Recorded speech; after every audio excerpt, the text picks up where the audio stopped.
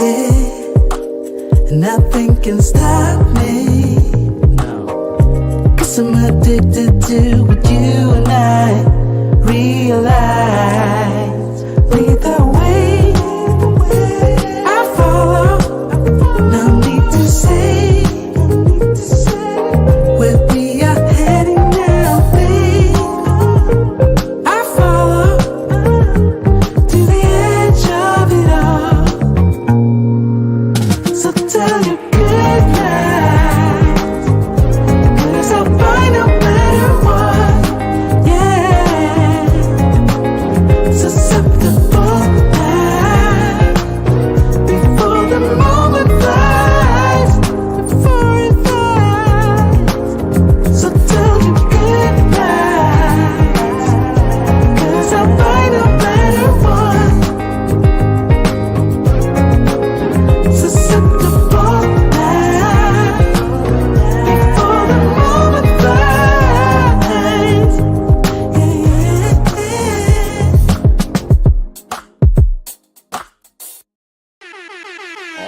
All right. It is Monday night. Shout out to you guys. We were just here Sunday night before we were rudely interrupted by the Wi-Fi. But shout out to you guys. We're going to continue on with this particular topic. Why is it that American men find foreign women so attractive?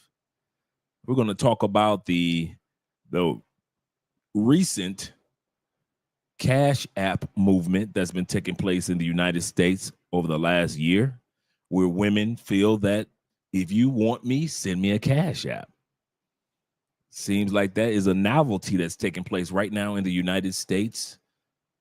I haven't heard about it too much in other countries, but I believe it's out there as well, to where a woman thinks that if you find me attractive and you want to get to know me, prove it by way of Cash App, PayPal, or Zelle. This is the new norm, guys. I know I often make that statement, but I'm not here to complain about it. I'm just here as a news reporter, as a journalist, to talk about it. This is the new norm. If you want a woman in the United States, many are saying, not most, but many are saying, you got to send them a Cash App. You got to send it by way of Zelle or PayPal. If not, are you really interested? Are you being serious? Are you wasting her time? It's even to the point where there are men in the United States that co-sign this Cash App behavior.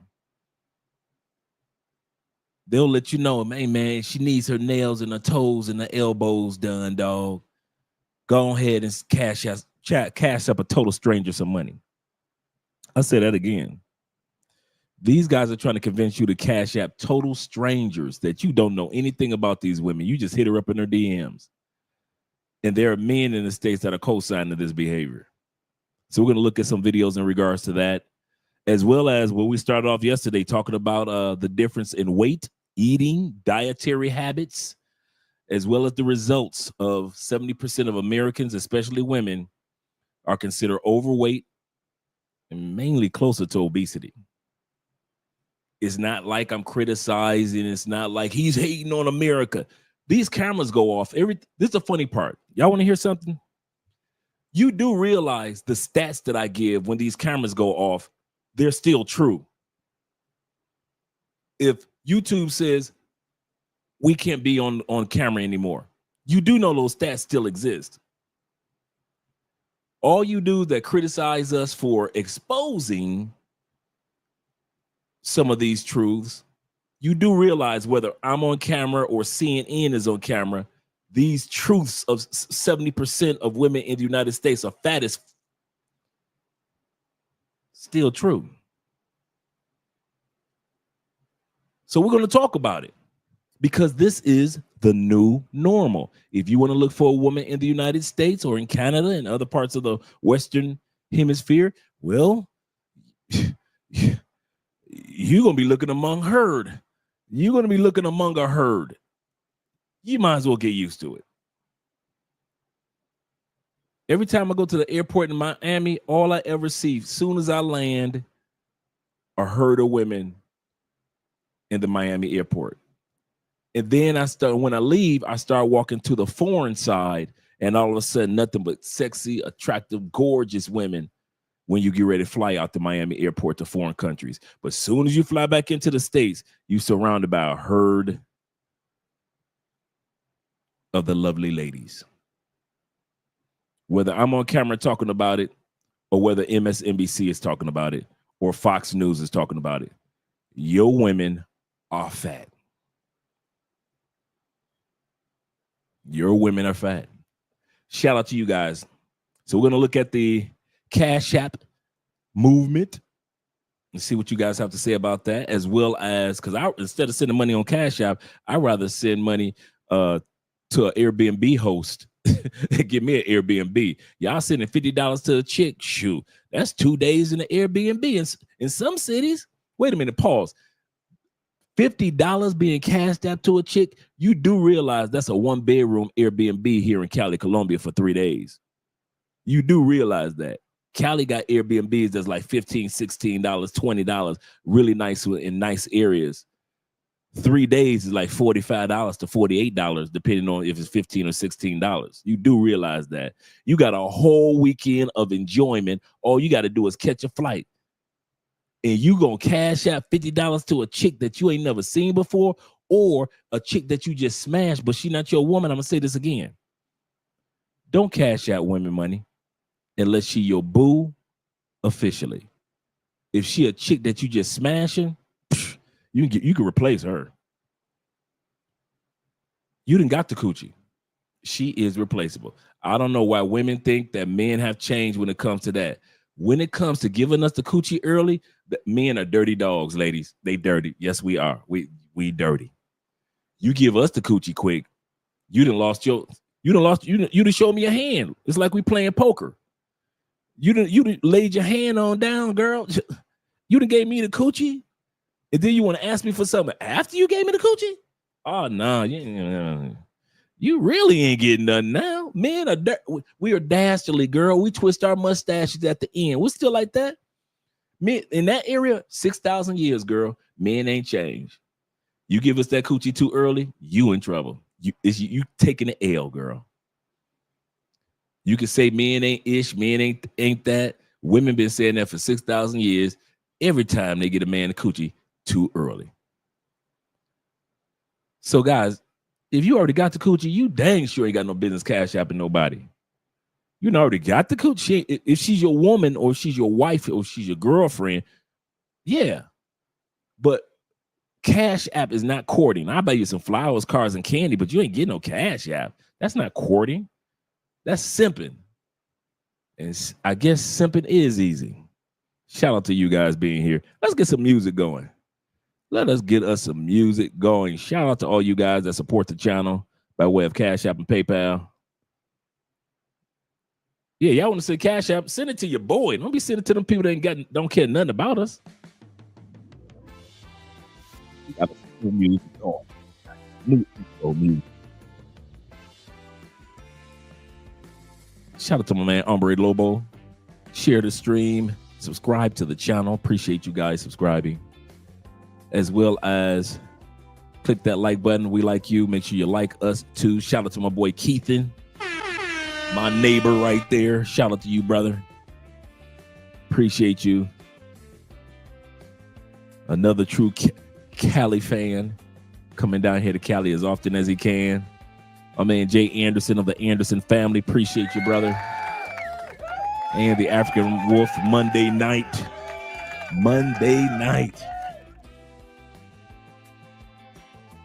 My boy, California Kid in the building representing. He said, man, I need to come to Cali. You really do, man. There's quite a few of you dudes coming down over the next couple of weeks, man. It's been I picked about 3-4 dudes up over the last 5 days. One brother coming down with his whole family. Shout out to that brother. Coming down with the fam and the kids, the wifey and the kids and everything. They're looking to relocate down here. So yeah. Shout out to my man Don, aka the Don JP in the building. Good evening, everyone, and my man David Dice. Shout out to you, Andre. The only thing I'm giving advice, never money, and that's free. That's it. Just give them advice. That's it. That's all they can get from us. Bobby Coltrane of the Coltrane family. Shout out to you being here, brother. Glad that you made it. Glad that you made it. Appreciate you being here, man. Let's enjoy these new tunes that I got going on for us. Got some good music going on for us. But yeah, tonight's topic is about the obesity rate and the overweight rate in the United States. How your choices are limited when it comes to the type of women that you want, meaning that you got 70% women overweight. That means that your choice selection of what size of woman that you want is limited. We talked about this last night. They're going to talk about this today, where 70% of women are not just overweight, but most women in the United States are only 5'4", weighing 170. 5'4", weighing 170. And not everybody that weighs 170 has small waist and a big butt. There are many women in the United States that they got a big gut. And after doing my research, I found out that some of you dudes like women with the big gut. I forgot what the front, what's the front part of a woman's stomach called? The women that got the big stomachs. The fupa, the fepa, the flipper. What is that? Some of you dudes that like big girls, don't be acting crazy. You know what that big part is in the front of the big girls. If you know what it is, you like big girls. Big girls, big girls, big girls, big girls. Big girl, gonna back it up. Hey, big girls. Yeah, y'all like some big girls. But shoot, you ain't got nothing to choose from. If 70% of the women that you choosing are big girls, shoot. Let's continue on. We got 25 in the building. Shout out to you gentlemen being here. Appreciate you guys. My man Chappelle 71, Chalupe 71 says this. He say Sprint reducing numbers of flight to Colombia, or Spirit reducing number of flights to Colombia starting mid-February. Plan accordingly, gentlemen. For all you Spirit riders. Shout out to you guys. Let's get ready to get started with the videos. The first part we're going to be looking at is, let me change the music over. The first part that we're going to be looking at is the Cash App epidemic taking place in the United States, where these women feel confident that you guys are going to be sending that Cash App money. Let me turn the music down some. And let's get started with the video. Family, check this video out. I told you I was going to get my nails done. You about to go do that right now? Yeah. Oh, for real? So how you gonna get them done? I don't really know yet. Okay, then, boy, get them grippers, man. Well, shit, look, just go ahead and call me back. After you get them done, or just FaceTime me. And I'll let you know what, the plans after that. I mean, that's it. Like, you're not going to ask for my Cash App or nothing? Your Cash App for what? You invited me on a date and I need my nails done. I mean, I thought it would click in your head when I'm telling you I'm going to get my nails done. No, I asked you on it. I'm not, wait, hold up. Let's back up. I got to get your nails done to take you on a date? Yes, you do. Like, if you invite me on a date, I have to look a certain way. And it's your job as a man to make sure I look like that. Like, baby, who raised you? It seems like your parents failed. You just said it, though. I'm not your man yet. Okay, but you're trying to be. Taking me on a date mean you trying to be my man, right? No, I'm trying to be. I'm not Okay, so you need to show me that you even worthy of me giving you my goddamn time. Wow, that's crazy. I pay for my girl days, but I don't even, I'm still trying to get to know It's giving broke energy. It's giving broke energy. It's giving broke. It's giving broke. It's giving broke. Y'all do so sassy. You a little sassy ass motherfucker. Y'all. It's giving broke energy. Y'all do sassy. Who raised you? They did a horrible job. It's everything that came out of her mouth. Kevin Samuels did not say that women will continue throughout history to use sign language. Shame, insults, guilt, and the need to be right. Thanksgiving, bro. You good? Don't contact me. You good? Fuck up. All right, let me pay this rent. All right, sent. Wait, I sent it to the wrong person. Oh, I sent it to Julio. That's my dog. He gonna send it back. I'm gonna call that boy right quick. I got scared. I sent it to freaking Julio. Damn. What's good, boy? What's up, boy? I'm chilling. What's going on with you? Hey, I want to tell you something, though. Can't do it, bro. I can't send it back to What you. happened? That's what happened. I just can't send it to his mom. Now, Yo, I sent you my rent money by mistake. But now I'm going to keep it on purpose, bro. I need to pay my rent. It's not only you that got to pay rent out here, man. Yo, I need to pay my rent today. You won't be Today good. the deadline, bro. I need to pay the rent Man, today. you need to pay my rent since yesterday, bro. You just blessed me, bro. I ain't had nothing, bro. Appreciate it. You're going to be good, man. You're going to be all right, man. You got this, bro. You trust the power. You good. Bruh, you gonna really do me like this, bruh? Understand Money me, bro. really do change people, bruh. How you changed, bro. You send me money, now you want it back, bro. I'm trying to help you, bro. Come How on, you man. helping me? I'm helping you, bro. You're going to be good. I'm doing you a... Yo, Listen, I'm doing you a favor. Stop crying, man. Be strong, bro. You're a good send me friend. my money back, bruh. Yo, I'm not sending you nothing back. You gotta learn how to survive in the jungle, bro. You send me that money on purpose, secretly, not mistake. I'm telling you, bro, you're gonna be good. You're gonna be good. You got it. First of all, ladies, don't ever be scared to ask for no money. Okay. Cause like, I mean, it's just we're women and we got coochie. First of all, but second of all, Respectfully. She said, never, don't let that slide by. She said, ladies, don't feel afraid to ask a man for money. He said, why? She said, first of all, we got coochies. Like Kevin Samuels used to say, coochies are standard on every model. Her having a coochie, and it could be stinky coochie, bad coochie, blew out coochie. It could be coochie where the lips have been damaged. She just assumed that, well, first of all, we got coochies. This is the new normal, gentlemen. Welcome to the United States. respectfully, you always gotta be cute about it though. You know, like babe, I need some groceries. I want to go shopping. You gotta set it up. You don't just flat out and ask for it. You gotta set it up nice and cute. Baby, let me get some money. What's wrong with your tummy? No, I just need some money. Who look funny? No, can I get some money? Who you calling a dummy? No, just money. How much money you need? Just 100. How much you need $50 for? $25 ain't gonna get you nothing. How long you gonna have my $10? I need my $5 back by the end of the week. And my man, thank you to my man. And my man, thank you to my man. This dude is in prison having people send money through cash apps. Man, y'all be simping in prison? Yeah. I forgot. I got plenty of stories of prison simps. Them dudes be on the phone crying, boo-hooing, where you at? Be trying to keep on the cell phone as long as he can. Man, you talking about simping? Dudes in prison. Any of you dudes that been in prison know what the hell I'm talking about. Be on that phone. Now that we've come to the end of... Boy, them boys be on there simping. They be, and if I ever fall in love again. Oh yeah, them dudes be on the phones. They be up there simping like this. Yeah, man.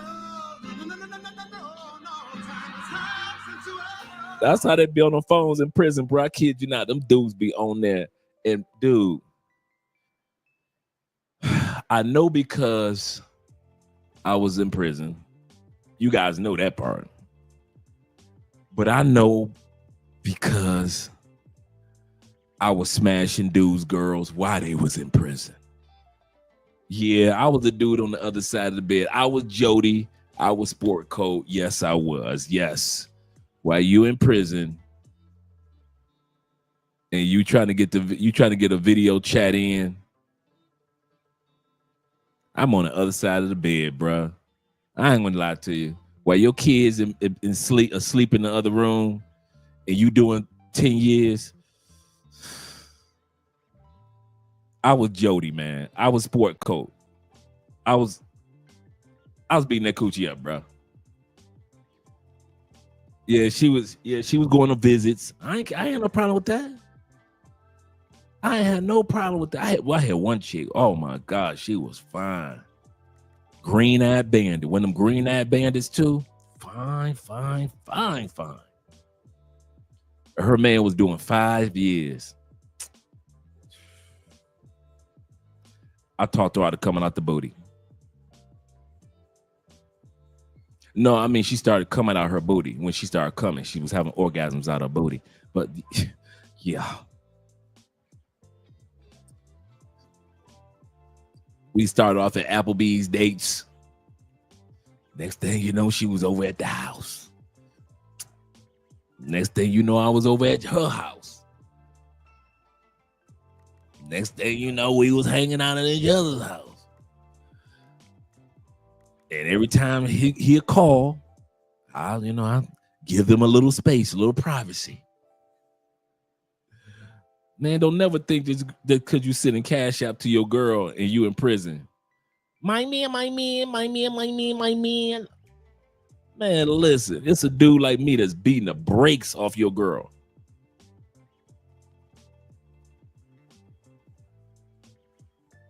Beating the brakes off your girl. Bruh. Oh, y'all think I'm playing. Soon as the feds locked me up, I wasn't calling my mama. I wasn't calling because I already knew what mom was gonna say. I wasn't calling none of my boys because the phones was hot, so I knew not to call them fools, and they was in there with me anyway. I knew 2 people to call. Well, actually, a few people. First person I called was my attorney. Second group of people I called was every female I was smashing at that time. Kid you not, true story. I'm on the phone for about a good 30, 45 minutes. Baby, it's over. Hang up. Baby, it's over. Hang up. Baby, it's over. Hang up. Another baby, it's over. But I'll do the bit with you. No, you won't. Dude, anybody that was getting smashed that I could remember, because remember back in the day, you could remember the phone numbers back then. You ain't had no cell phone, so you could back in the 90s, you could remember the number. Man, I'm calling everyone. I ain't gonna sit here and lie to myself. Don't come visit me. Don't act like you coming to the courtroom. None of that. No, I ain't like I said, I done smashed enough dudes, girls when they was in prison. I wasn't gonna even emotionally put myself through that. I already knew. Andre, break up with them before they have to lie to you. I'll say that again. I told myself, Andre, you need to call all those women right now. Break up with them before they need to lie to you. And I knew what lie it was going to be. True story. Man, it's over. I'm dialing the numbers. Collect call from Allen County Jail. Allen County Jail, Fort Wayne, Indiana. Yeah. LaWanda? Yeah, this is Andre. I heard about what happened, baby. I'm on your set. It's over, girl. Click next. Because when I got locked up, it was all over the news. So everybody knew. I wasn't going to sit up there and be like my man, all this. Shit. I'll let y'all do that. Not me. Don says this. He said, facts, big bro. He said, I was assigned once to listen in on the calls. Thank you. Straight simps. Thank you. Because I know y'all listen to all our phone calls. You know, the COs listen to all for those that don't know what a CO is, correctional officer. The COs and the hacks, for those that know what a hack is HACK, hired asshole carrying keys. For all the COs out there, shout out to you guys. Yeah, y'all listening on the call, so y'all get to hear these niggas boo-hooing the whole. But you don't have a big dick. You don't have a big wallet. Here we go. Dude, you got a lot of nerves. Women should approach you what they get. That's what y'all has had dudes be on the phone like.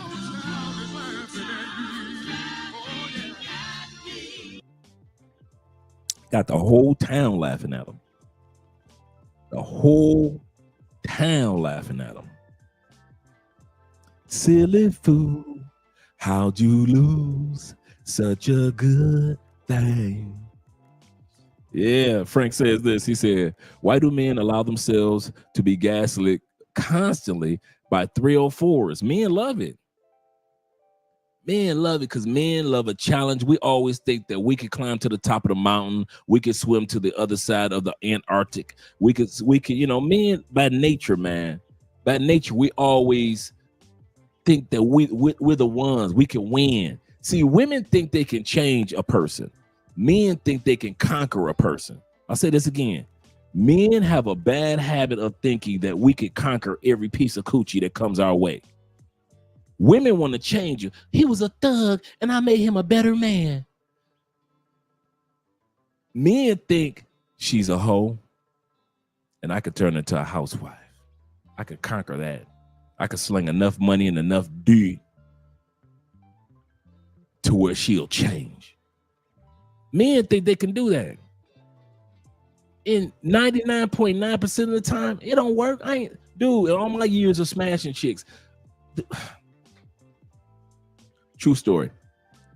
I got a female partner of mine. This is when I was a whoremonger and she was a hoe. Whoremonger, hoe. This is my girl. This is my home girl.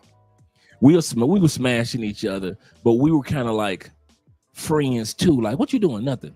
I'm horny. Me too. I'm on my way. That type of thing. But she could have dudes that she was smashing long as she used protection. I had chicks I was smashing long as I used protection. We was cool. It was just more friends than anything else, right? So I knew all the dudes that, man, my boys were smashing her and they met her through me, right? No love lost. We was cool like that. I'm smashing her girls. So check it. Like I said, shout out to Top Gun. You know, I always got a story. So what ended up happening is years later, she told me, she said, I met somebody. I said, what? She said, yeah, he a simp, but I think I'm gonna go ahead and marry him. I said, okay, cool. So they got married, moved to Chicago, then moved to Orlando, right? By that time period, years went by. I'm in Tampa, right? Check it. So shout out to you guys that are clicking the like button. We got 29 likes of 37 guys being in here. Appreciate you, gentlemen. Appreciate you. So what ended up happening is years go by. She's living her life. I've lived my life. It's got to be like 8-9 years. I get a email from a dude. I don't recognize this. Hey, bro, I need you to call me. You know, your girl is acting da-da-da. Charity is acting. That was her name. Shout out to Charity. Appreciate you, girl. She had some fire coochie too, but she was just my home girl. But so Charity, I love her. This her husband calling me. You know, or text or send me a message. I said, oh, okay, cool, dog.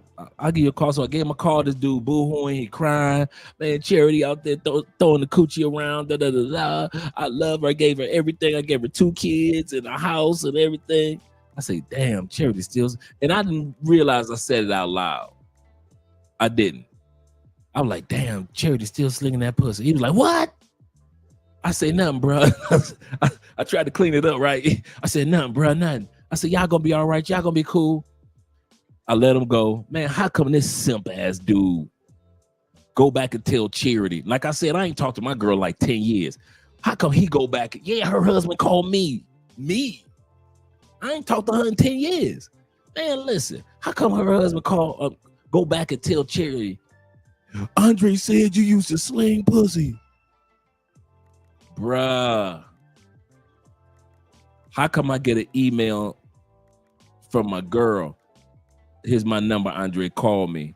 Man, Charity just, you told my husband. I said, hold up, Charity, hold the fuck up.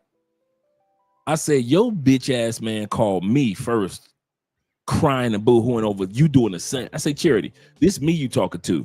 You done took your butt to Orlando down there doing it, even though you're supposed to be a housewife and a mama, and he paying for everything. He done bought you new cars and houses and shit in Florida.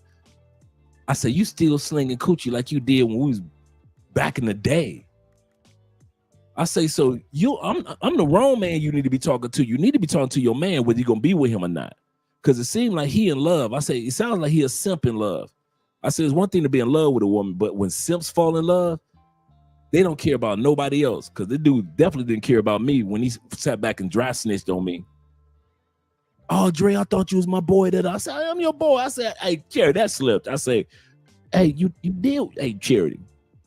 Hey, we was wild. You and me, you know, we was wild. We were like Bonnie and Clyde in the sex game. So come on, Charity. You know, we was going to swinger club together. Stop tripping, girl.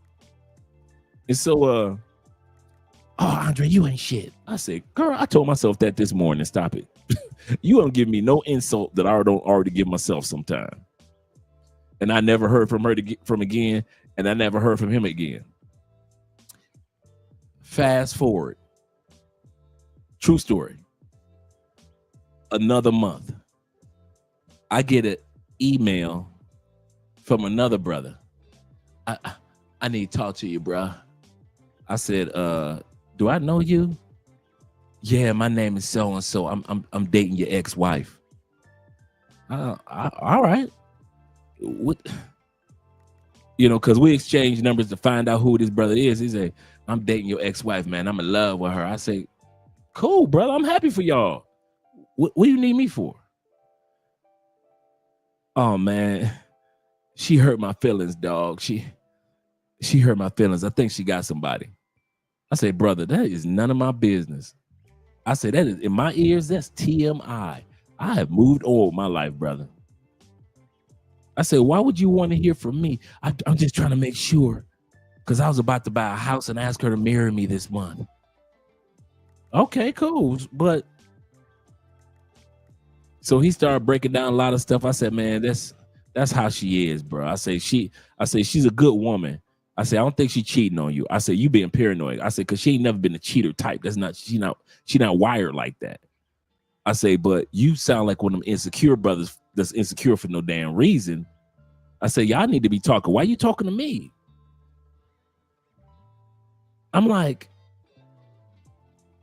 bruh, why are you brothers in the States simping?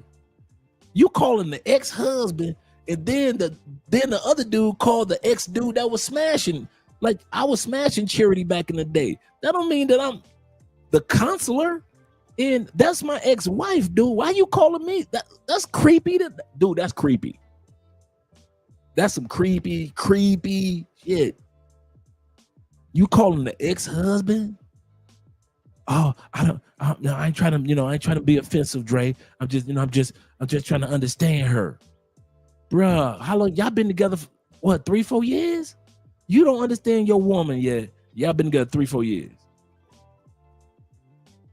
I say, man, y'all grown folks in the States, man, got me laughing. I got me laughing. Shout out to my man, Don, the JP, with the $5 cash app. Appreciate you, brethren. I really do. Really do. Yeah. I couldn't understand that one. I was like, what? Yeah, Charity was slinging it. I remember one time I took Charity was slinging it so hard, man. I took Charity to a spades party with my boys. We all just playing spades. I go drop Charity off at the house. All right, Dre. All right, girl, I'll see you later. Now, I had just smashed Charity again like the night before. Had a bent over, blah, blah, blah. Oh, Andre, you know exactly how I like it. Oh, I got you, girl. Bruh, how come I get a call? True story. I told you I got a story for everything. True story. I get a call the next morning. We played spades this day. I smashed her the day before. So we played like let's say I smashed her on a Thursday. We're playing spades on Friday. I get a call from my boys Saturday. Them dudes say, good looking out, Dre. I said,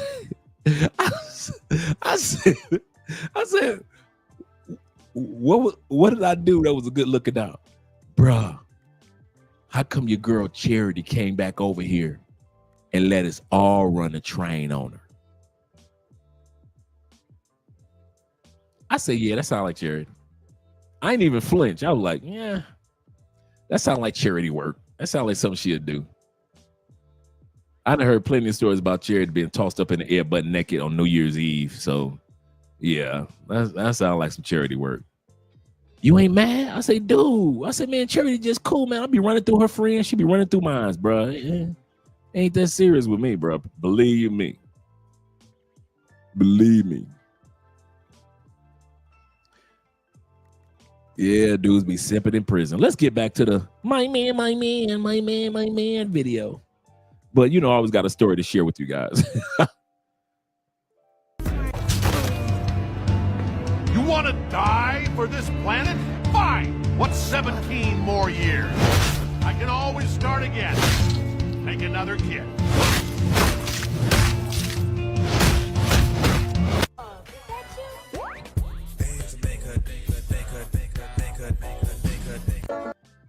Let's go back to that one. Check it out. You want to die? Not just this one. That would be me. That's how I would feel if my son was sending cash out to a chick. I don't care how old he is. I don't care if I was 90. My son was in his 40s. Man, he got an ass whooping coming for simping. Die for this planet? Fine. What's 17? What'd you say, babe? Oh, Andre said 2 ass whipping for sending money to whip and a chungler. 17 more years. I can always start again. Make another kid. Money to Patty. Read this one. To the random guy that sent my girlfriend money on Cash App. Thank you for the new fishing pole.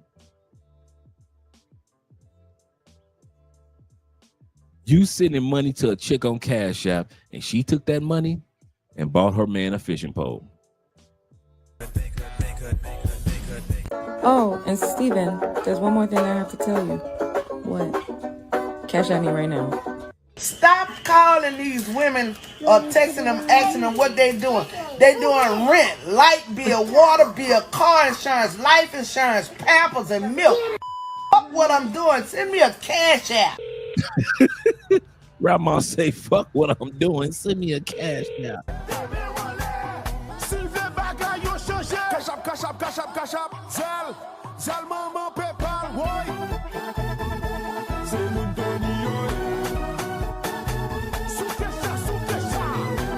A lot of people said I sound stupid when I said if you're gonna mess with a guy for his money, I mean, you're just solely talking to him because he has money. You don't like him for him. He's not a great guy. You want some of the money that he has in his pocket, so that is the reason why you're talking to him. And I said that if you're going to have that attitude and have that approach, the least you could do for yourself is set yourself up to where if that guy decides he no longer wants to talk to you, you straight. You don't have to go jump on another guy in order for you to sustain your lifestyle, because you was taking that money he was giving you. You was either putting it up or you was putting it in rotation for it to make you some money. So just in case things came to an end, you will be straight. These chicks want to take y'all money and buy crypto, man. These women taking y'all money and buying crypto. And I'm going to tell y'all how the hustle go. True story. Y'all know I got a story for everything. My sister, shout out to Candy. I remember we were young. Candy was about 19 years old. That's why I don't trust a lot of women to this day unless I'm married to that person or that person was my girlfriend or something. Bruh, true story. Candy taught me about women in one small swoop. I used to see my sister call guys to get her hair done and get her nails done. And she would get $50 from this guy. And these dudes didn't know each other. $50 from that guy, $50 from this guy. It was about 6 or 7 dudes. Yeah, Candy was wilding.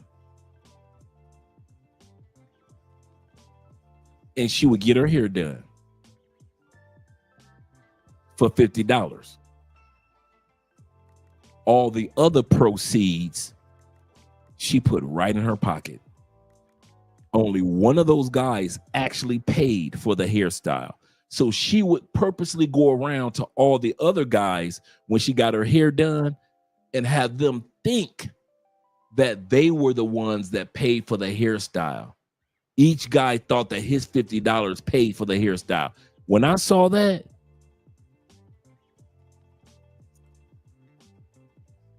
hell no. I don't see how y'all do it. I don't see how y'all sit with y'all money the way that y'all do. I don't care if it's in the States or out of the States. Every time a Colombian woman asks you for $1, you better believe she's got 5 or 6 other dudes that she's telling that same story to. The same thing with the Brazilian chick. Unless she your boo, unless you are in a solidified, the family know about it, it's a serious relationship. Y'all been together for quite a few months or a year. Yeah, okay, come out them proceeds. I ain't mad at you. Be a provider. But if it's just some chick that you just been smashing in Colombia or smashing DR, you better believe, I promise you, she got 4 or 5 dudes just like you sending her money to Western Union, sending her money through Wise, sending her money from your bank account to her bank account. I promise you that one. Yes, sir. We're good tonight. He said, man, you need to talk about why these dudes fall in love with these pros. Man, these dudes love falling in love with the pros. They don't realize that it's called pros. This is just their profession. They're just doing their job. They're supposed to cater to you, make you feel like you Superman, make you feel like the greatest sex lover of all time, and then move on to the next client. I don't know why dudes want to fall in love with pros, try to take them off the strip. How much you making a night, baby? I make about $300-400 a night. Girl, I'll send you $500 a week if you stop selling. Like I've said before, there are women that are pros because they're trying to feed their families or trying to come up economically. And there are women that are pros because they like to fuck. Some of y'all ain't got in your head, it ain't enough money you can give a woman that like to suck 5 dicks. Well, how much money you gonna give a woman that stops sucking 5 dicks a night? There are women that love sex that much to where they're like, I can make money doing what I love. You gonna tell that woman, I give you $500 a week, Western Union to you every week. And she know how good she get her pussy ate by other women that are part of her clients. I'm gonna tell you this: if y'all thinking that the women that y'all sleep with only sleep with dudes, you crazy. They sleeping with girls too. They kissing all on you after sucking some girl's nasty coochie. And you done fell in love with this chick after she done sucked some other female's nasty coochie? And you kissing all on after she done sucked 4 dicks for the day and 3 coochies. That's just for today. And you think that you wiring a couple dollars to her? No, some women love sex. They love sex. Some women like sex, enjoy sex, but there are some women that are like, I'm good at this. I'm really good at this. It's a craft. It's a craft to them. It's a wise career move. He said, but she called me amor and papicito. Papicito. See, DR is Poppy. Colombia's Papacito. Papacito. Papacito. Making me feel good. It's their job to do that. And that's what a lot of guys don't realize. He said, hey, Dre, I know that you recently talked to O'Shea Duke Jackson. I just saw a video recently that he's confessing passport bros with tricks. Confusing passport bros with tricks. He's been putting out content regarding that back and forth for a while. And we got to admit, there are some decent down-to-earth passport bros, and then the other vacation passport bros that go out there and tricking. And then when they trick, they fall in love. Shout out to my man Neil in the building. Yeah, when they que rico, amor. Amor, mi amor. And these dudes be falling for it. She called me amor. Nigga, they call the dog amor. What you talking about? I've seen them call the dog, the goldfish, the little boy down the street. Everybody get called amor. What the?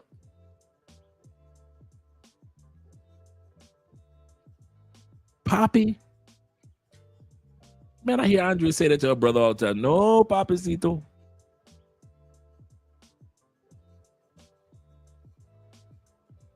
He asking for something, she correct him. No, papacito. Shout out to my man T for the $10 super chat. Cash app. Shout out to you, brother. Appreciate you. Really do. My man Tori in the building. Yeah, man. You open up a can of worms with that one. Eyes free. Yeah, them dudes be falling for it, man. All they gotta hear is que rico while they having sex. Papi. Mi amor, amor mío. My man E&B in the building. Shout out to you, brother. Hope your fantasy season's going good. Let's go back to the video, gentlemen. This is a woman that just hustling out here. She just hustling. She said if you messing with a woman or you messing with a guy, getting that Cash App money, at least save some of it. Invest some of it. That's what she's saying. I don't understand what y'all not understanding about what I see.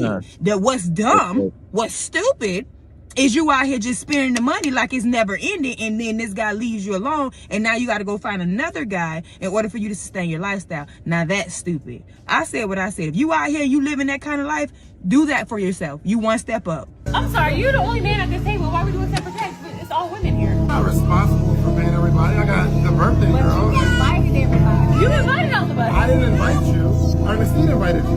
I'm responsible for who I brought. Okay, you're the only man at the table. I'm sorry, hold on. We was all doing Russian roulette, paying for credit cards and all that. Now all of a sudden you want to split checks? We doing split checks, That was bro? 2021. Y'all okay? Things were different. Wait a minute, y'all. Hold on. This is my birthday for real. Okay, here's the scenario. The woman behind him is his girl. Is his wife. The person that he's currently looking at must be the wife's sister because he invited her out for her birthday celebration. Or the birthday girl invited her friends out. That's why he said, wait a minute, I invited birthday girl out, but I didn't invite you people. I don't even know you people. Hey, it's 2021. You should be able to pay your own check. And listen to what the wife who's in the background with the baby is going to say at the end. Like, you're the only man at the table. You're not going to pay the check? It's $700 for this whole table, and it's my birthday. This is your best friend. It's only Shan. You being cheap. Are you kidding me right now? If that was the case, I just took you out. Are you going to sit, Dre? Are you going to let him sit here with a whole table full of women? It's not a responsibility. And when y'all get a husband, y'all are so embarrassing. I'm not paying. She said it is not his responsibility. And when y'all get a husband, hey, y'all know what y'all can do. Then y'all got somebody to pay y'all check. But she ain't about to sit up here and let her husband pay $700. He's a man at the table. He needs to pay. No, because I'm saying that's ghetto talking about split checks. I don't do that. I don't split checks. That's really ghetto. Wow, look at God. How you doing, beautiful? I'm good. Wow. What's your name? Cash out. Cash App? Yep. That's actually really funny. That's really funny though. I'm JB Cash App. JB Brown. Nice to meet you. Nice to meet Oh, you. you even shake my hand with the wrong hand. You started off with the wrong foot and the wrong hand. What's your real name? Apple Pay. Apple Pay? Seriously? Mm-hmm. Okay, what's the name that like your parents gave you? 450. Oh, even God got a sense of humor. I'm trying to tell you. Okay, 450 Cash App. All right. If I was trying to get to know you, like your character, I see you're funny. Like, okay, tell me something like this. Like, what do you do? What do you do for a living? Right now I'm in between jobs. You in between jobs. Okay, Mhm. I see how this going. All right, I ain't gonna hold you, but maybe I can have your number. Well, my phone's off, so that'll be $80. Your phone is off. Mm-hmm. Wow. Okay, check it out. I was gonna give you my number, and I see where this is kind of going, and I ain't gonna hold you. Here you go. Take that. Nice to meet you. Yeah. $200. What am I supposed to do with this? I don't know. Wow, so you don't want my number no more? I'm good. Maybe go by your personality. Yeah, okay. So at the end of the day, you guys can see that there are individuals out there that are trying to get your money, your hard-earned money, from you by way of just hustling you.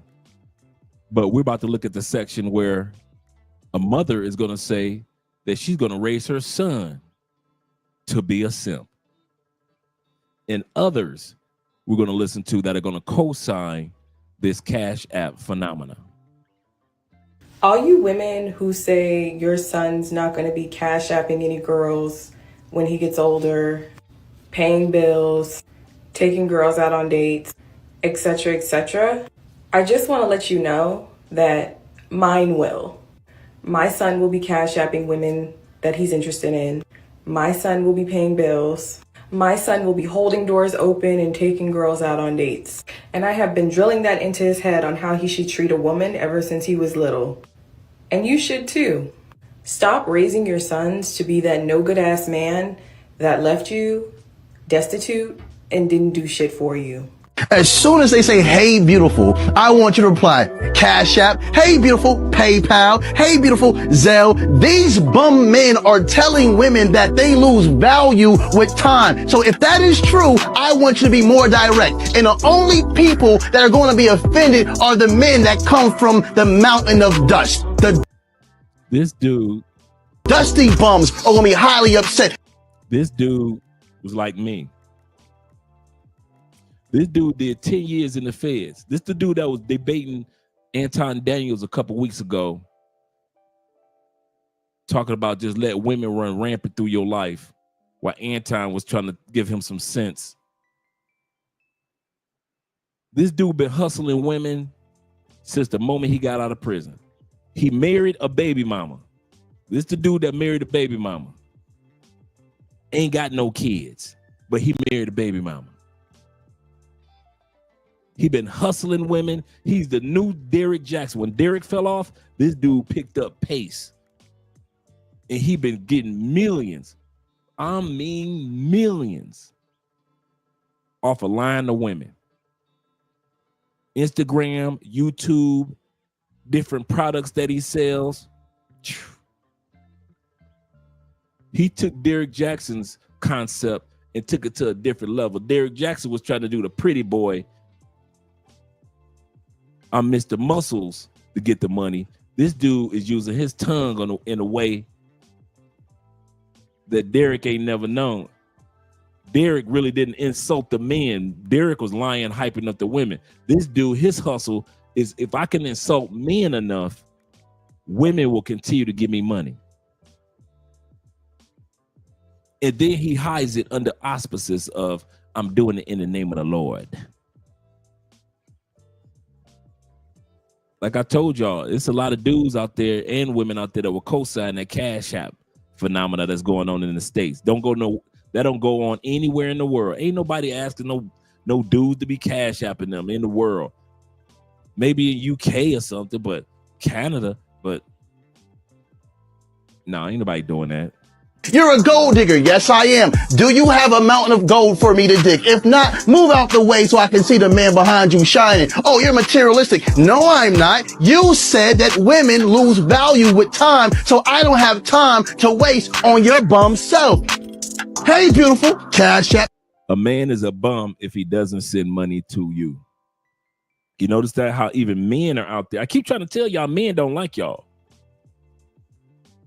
I keep trying. Y'all think your brother Dre be lying to you. Men don't like y'all. If y'all think that y'all go, okay, walk your happy passport having ass into a barbershop, talk about being a passport bro. And talk about all the countries that you went to. Go ahead, talk about DR while you in the barbershop. See how many dudes trying to listen to what you got to say. Are they gonna turn the volume down on the game and listen to what you have to say? Are the barbers gonna talk about all the places that they're gonna go? Hell no. You walk your happy ass into a barbershop in the United States, talk about passport, bro, you might not even get a haircut. You are not liked. I don't know why y'all think that the men in the United States got y'all back. Man, them dudes are trying to get y'all to send Cash App money. No, don't use your money to travel. Give it to all the women in the States. If you don't give up your money, you a dusty and you a bum. Hey, beautiful international wire. Hey, beautiful bank transfer. Hey, beautiful Bitcoin. Hey, beautiful PayPal. I see a lot of girls post their Cash App on Instagram. Yeah, they won't even post naked. They'll just post their Cash App like, hey, in case anybody wants to send money. Which I don't think there's anything wrong with that. There's just this one girl that I didn't like. She posted her Cash App, and then under it said, don't be one of those lame guys who only sends like $4. I didn't even know her, but that made me so mad, I sent her a message. I was like, hey, I'm gonna need my $4 back. You made a fool of me. Tell me why. Men who Cash App are clowns. Ladies. Now, we're gonna go here. We heard from those that support the Cash App movement.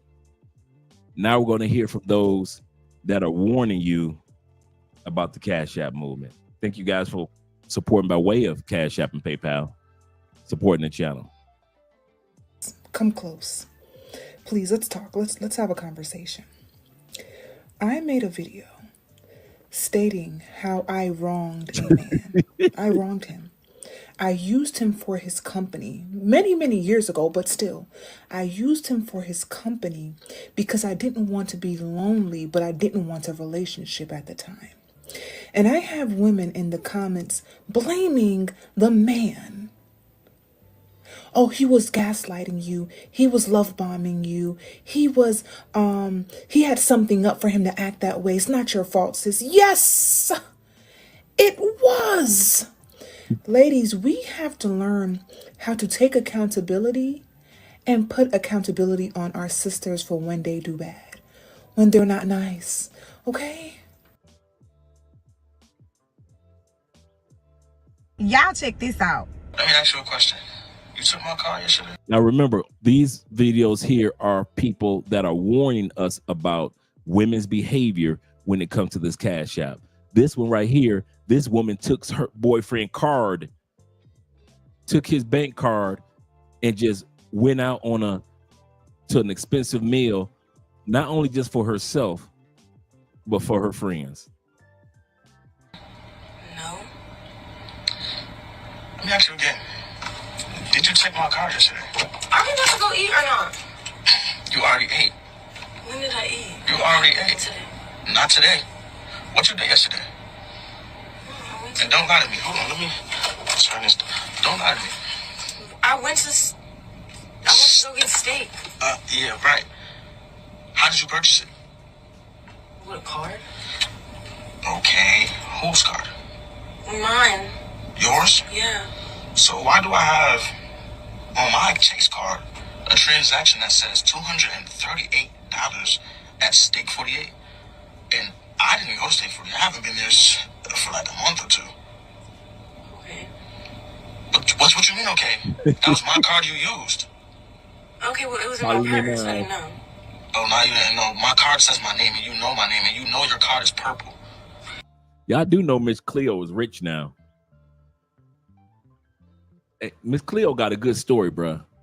After she got off of television, she didn't get paid barely anything for all those years she was on television.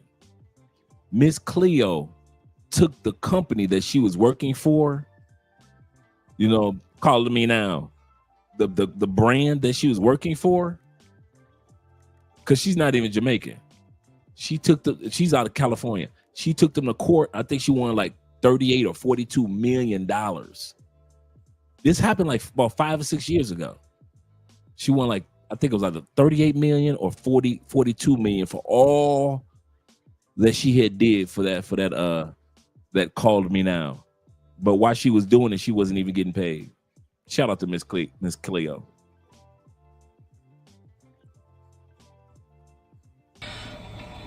Okay. It was blue.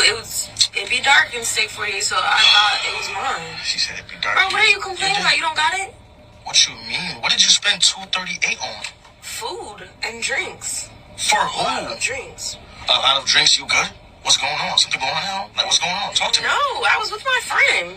Right. So why would you take my card and go pay for you and your friend's meal? What kind of stuff is that? Does it too. Nigga said money back. I'm money back? Definitely not if you complaining. Oh, I'm not complaining because I'm not money back. I have money. But it's a simple fact. You didn't tell me, you didn't ask. That's disrespectful. The fact that she don't think nothing's wrong with it is a really big problem. You never, ever steal from your man and then steal from him and pay for your friends' food and drinks. I don't give a damn if he was Moneybag Yo. You still being disrespectful and stealing from him. You still pick up that phone and call him and ask him, can you get some money off of his card? Like, that is not okay. Kick her ass out that car and never talk to her ass again, because she do not respect you. If you don't see the value of having me by your side, I don't need to convince you. Carry that with you. I don't know what man needs to hear this, but stop taking care of that woman who is not treating you well, not appreciating you, not respecting you. You do not win an award for sticking around. You do not win an award for saving her. In fact, all you are doing is drowning yourself in the process. Talking to a guy that claims talk to her ass again, because she do not. I don't know what man needs to hear this, but stop taking care of that woman who is not treating you well, not appreciating you, not respecting you. You do not win an award for sticking around. You do not win an award for saving her. In fact, all you are doing is drowning yourself in the process. Talking to a guy that claims to be interested in dating you, and you say something like, oh, I'm going to get my nails done or my hair, I'm going to the mall, and he does not offer to send you money to contribute to that, you need to block him, and you need to block him quickly, okay? We don't have time to be talking to men that cannot contribute to our lives, even in the smallest of ways. Not in this economy. Yeah. You can't make this shit up, people. You cannot make this shit up.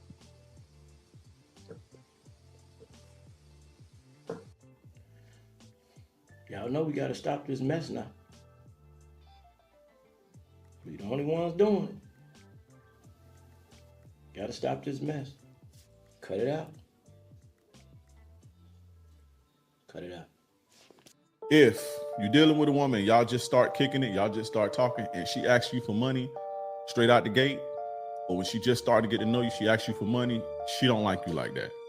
She basically needs compensation for her time and her energy or whatever. She needs you to compensate her. She don't like you like that. When women like you, they are almost ashamed to ask you for something. They're almost ashamed to ask you for money or favors and shit like that, because they don't want that to turn you off. So always be mindful of that. But the response should always be, hey, listen, I don't just give my money to any woman. I reserve, providing financially for women who are exclusive to me, who I'm in a relationship with.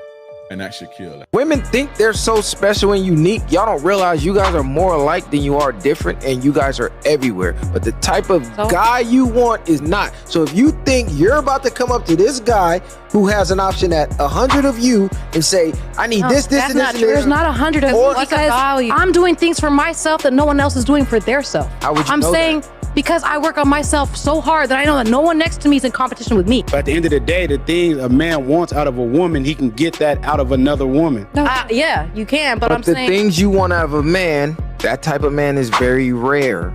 And you're not going to come to him making demands, because I can replace you. If I have 10 women here saying I'm willing to do anything you want, and the 1 out of 10 is coming with a piece of paper that says, hey, we doing this, this, and this, or if you fuck up, I'm taking your money and you paying me for fucking up. I'm not coming with a demand. You're out of here. Men control marriage, so you don't get to make a demand. You have to be the woman he wants to marry. You're using the wrong word. You're saying demand. Get married.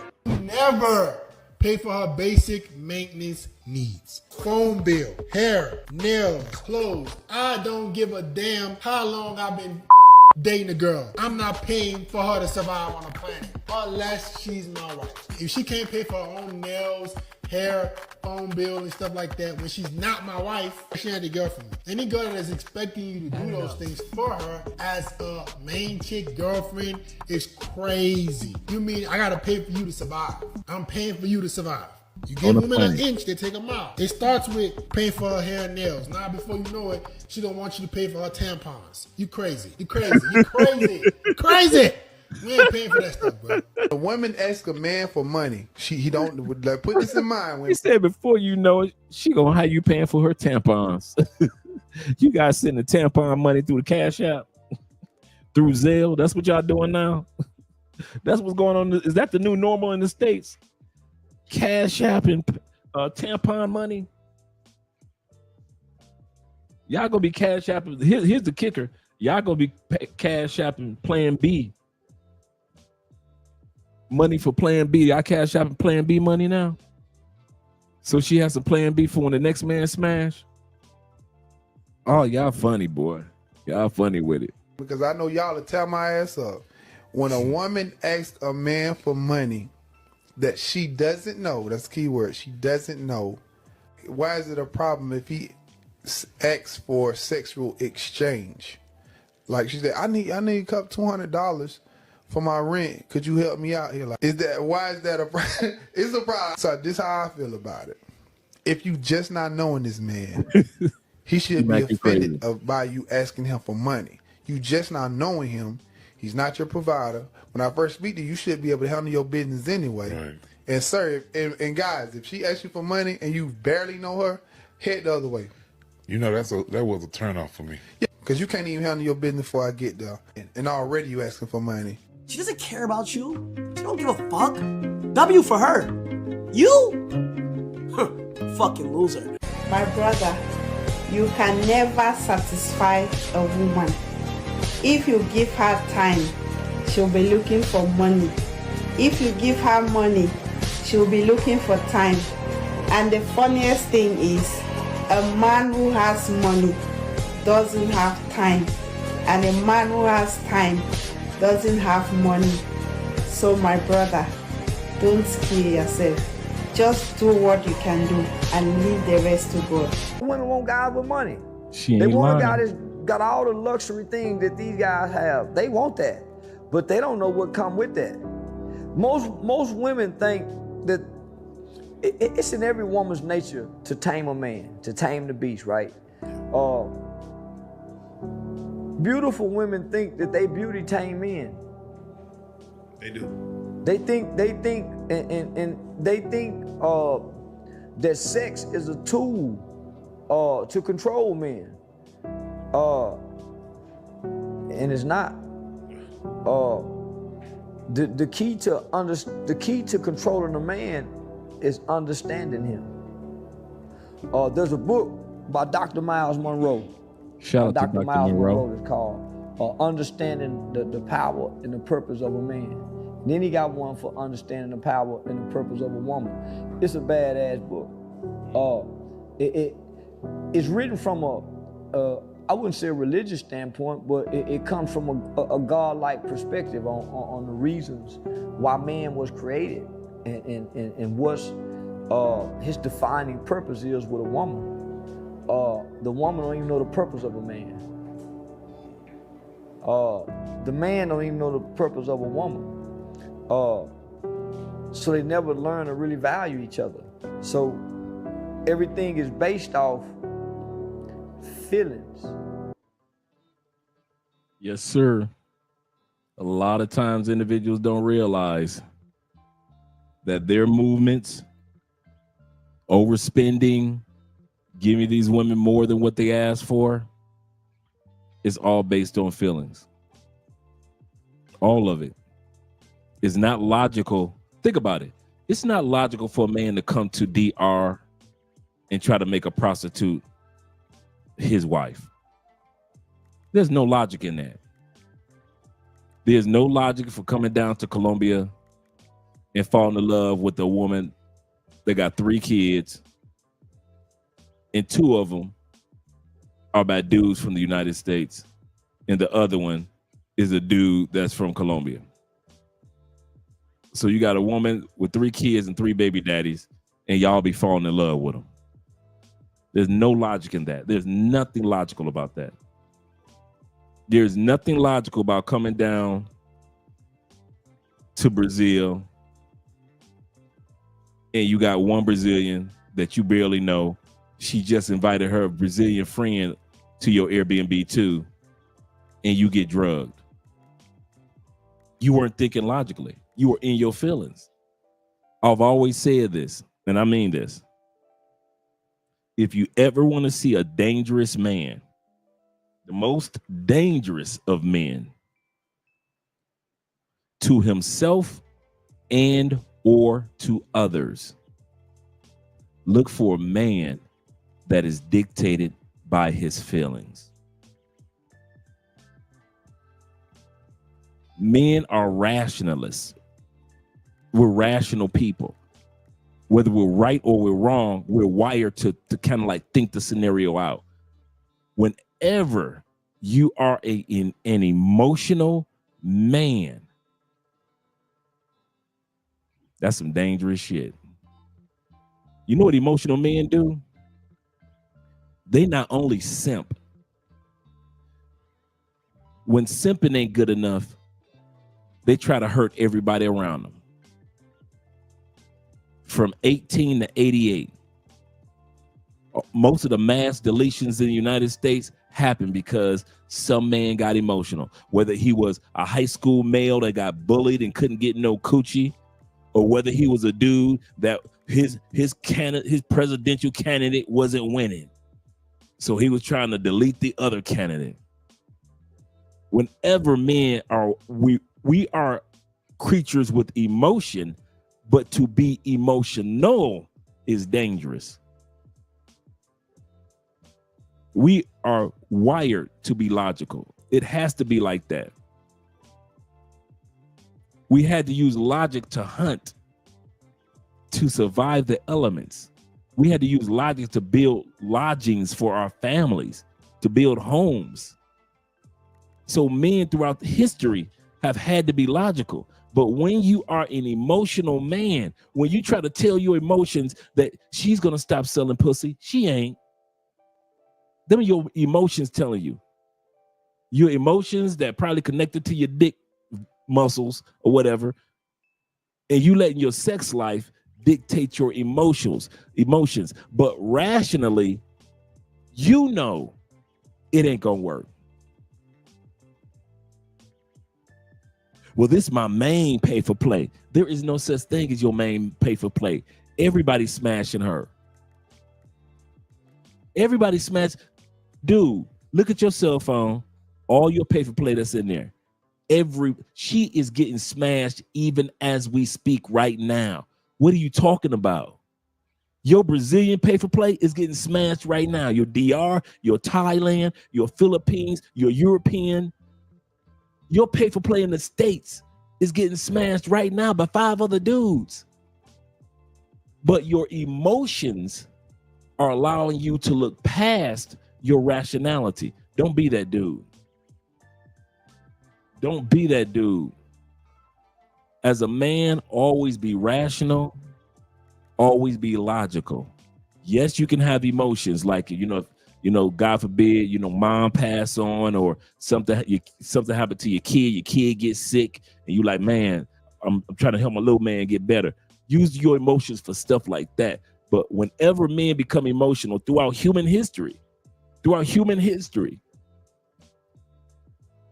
I know a story of a guy, true story. I always got a story. Brother was just helping a female friend move into her apartment. He wasn't smashing her.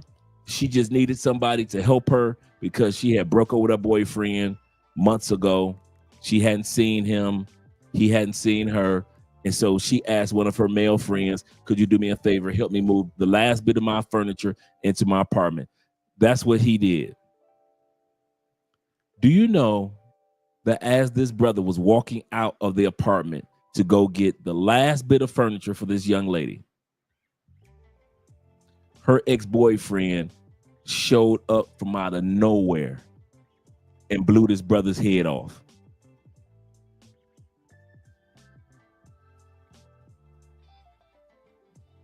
Blew this brother's head clean off.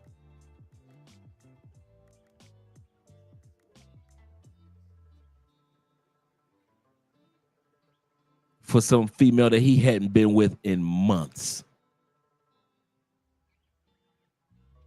Men and emotions don't gel well.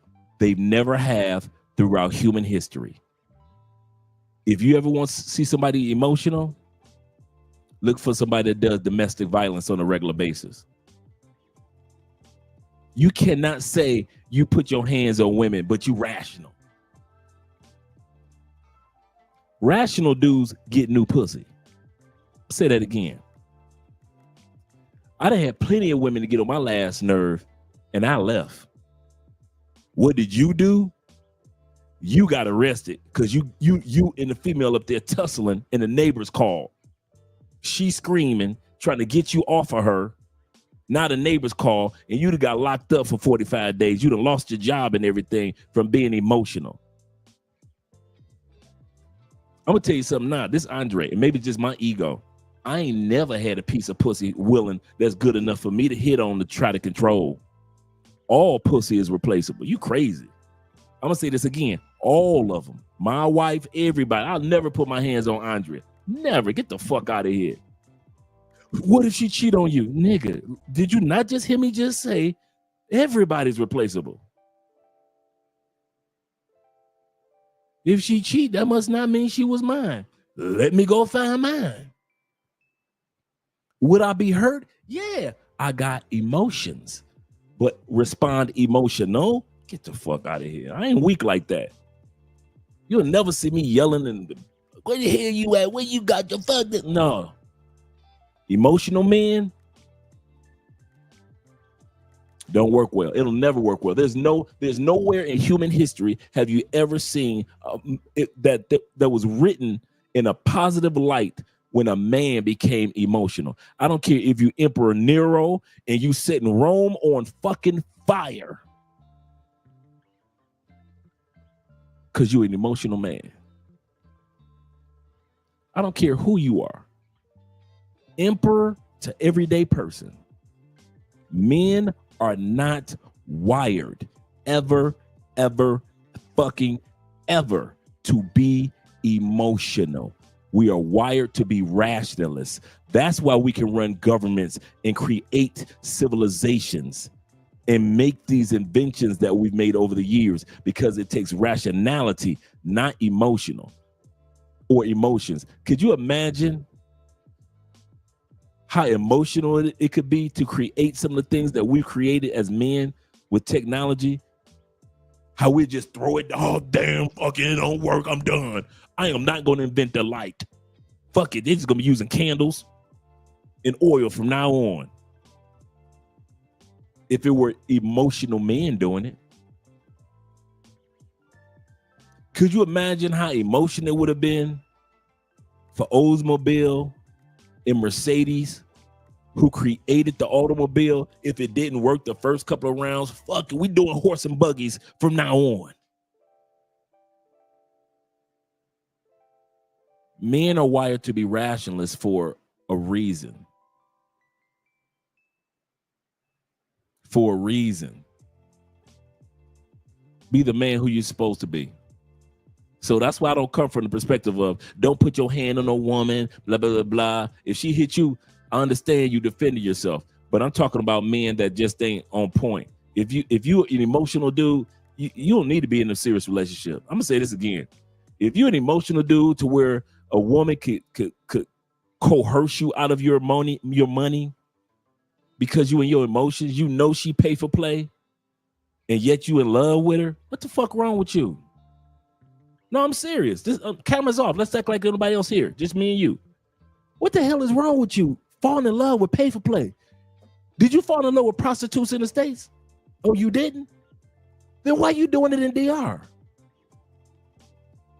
What, you Canadian boys?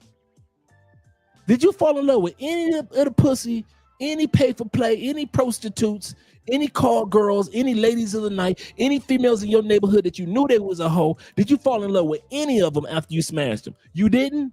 Then what the fuck you coming to Colombia, Canadian dude, falling in love with prostitutes in Cartagena?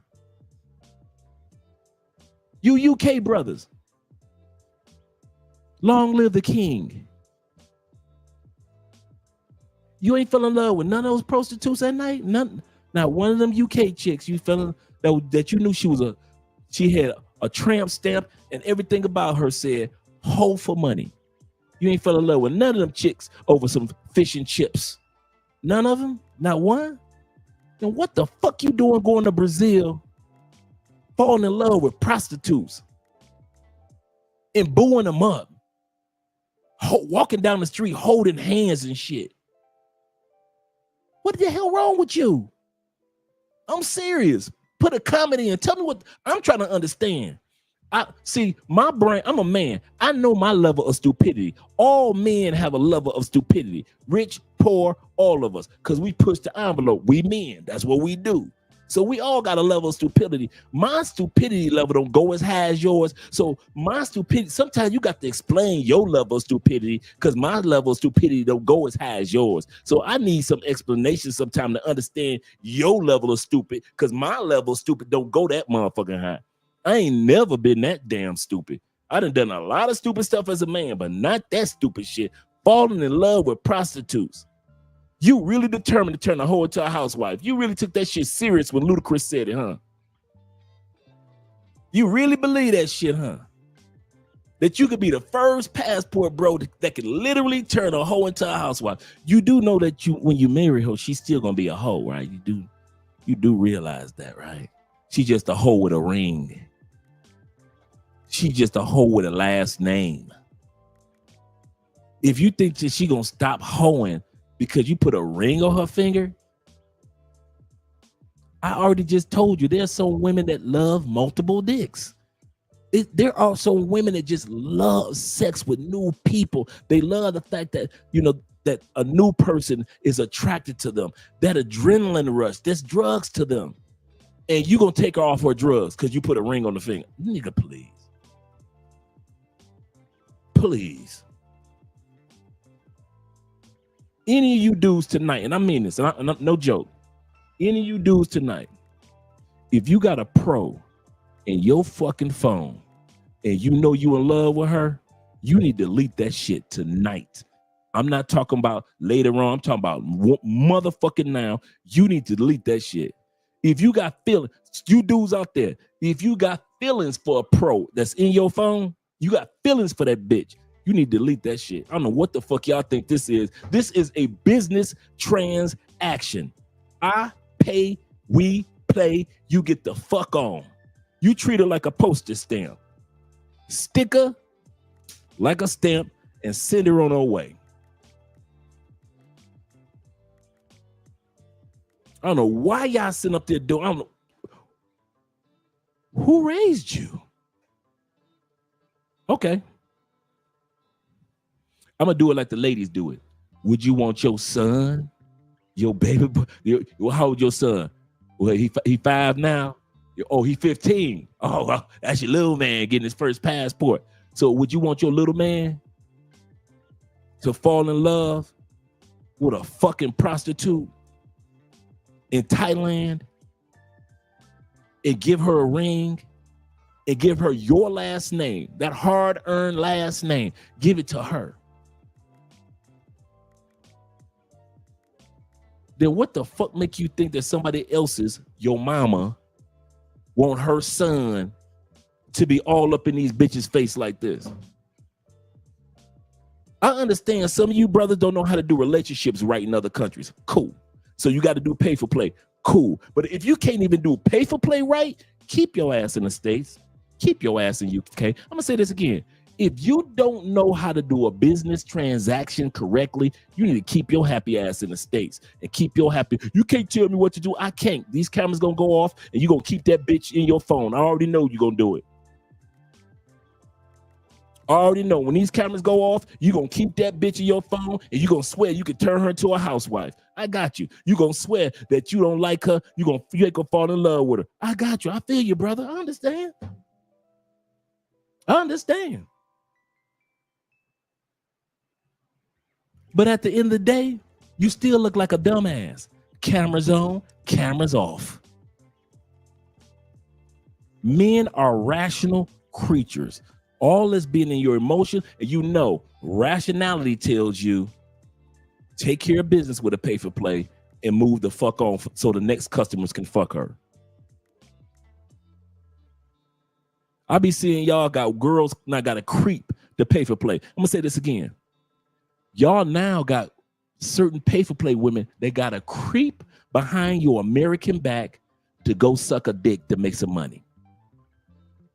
I see it plenty of times down here. I see it plenty of times in Colombia, not just Cali, all around this motherfucker. I got partners that's fucking your girl right now, paying her, and she'll do this when you call. And the dude just walk over to the other side of the couch, be quiet, he'll sip a beer while she on the phone with you, hustling you. And then when she hang up, true stories, plural, not singular, stories. As soon as she hang up with the phone with you, she get back to sucking his dick while he drinking a beer. He pays her the money and he goes about his business in Cartagena, in Medellin, in Cali, in Bogota, in Barranquilla, in Santa Marta, in San Andreas. I'm hearing these stories all because the dudes are in my phone. You know we all in these damn WhatsApp groups together. And you swear you're going to turn a hoe into a housewife in another country. Instead of just getting a good woman that wants to be a housewife in that other country, you decided because of dude, I got you. It's the first time you ever got your ass licked. Got you. Wonderful feeling. I got you. I understand. You ain't never had your ass licked like that. You was quivering and quaking and you damn near cried. I'm your boy. I got your back. First time you ever got your dick sucked from the back. You ain't never had nobody just grab your dick and pull it to the back and she just sucking. I saw you. You was damn near crying. You was bent over, back arched. She's sucking it from the back and you crying in the front. I got you. I understand. You ain't never had an orgasm like that. I understand. But at the end of the day, you still a man. And men think with rationality and not with emotions. Men think and live by rationality, not by our emotions. We have emotions and we know when to use them and we know when not to use them. And just because a bitch licked your ass for the first time, do not be giving her your daddy's last name. The hell wrong with y'all? I mean that. I be seeing this. So when these cameras off, man, I be seeing some shit going on and hearing about shit going on. I be like, what is wrong with you dudes? What the fuck is wrong with you? Dre, you don't understand. She licked my booty. Nigga, and I didn't know how good it was gonna feel when she put her tongue in my booty and I nutted. Okay, you got a prostate. So okay, now now what? Then she sucked it from the back.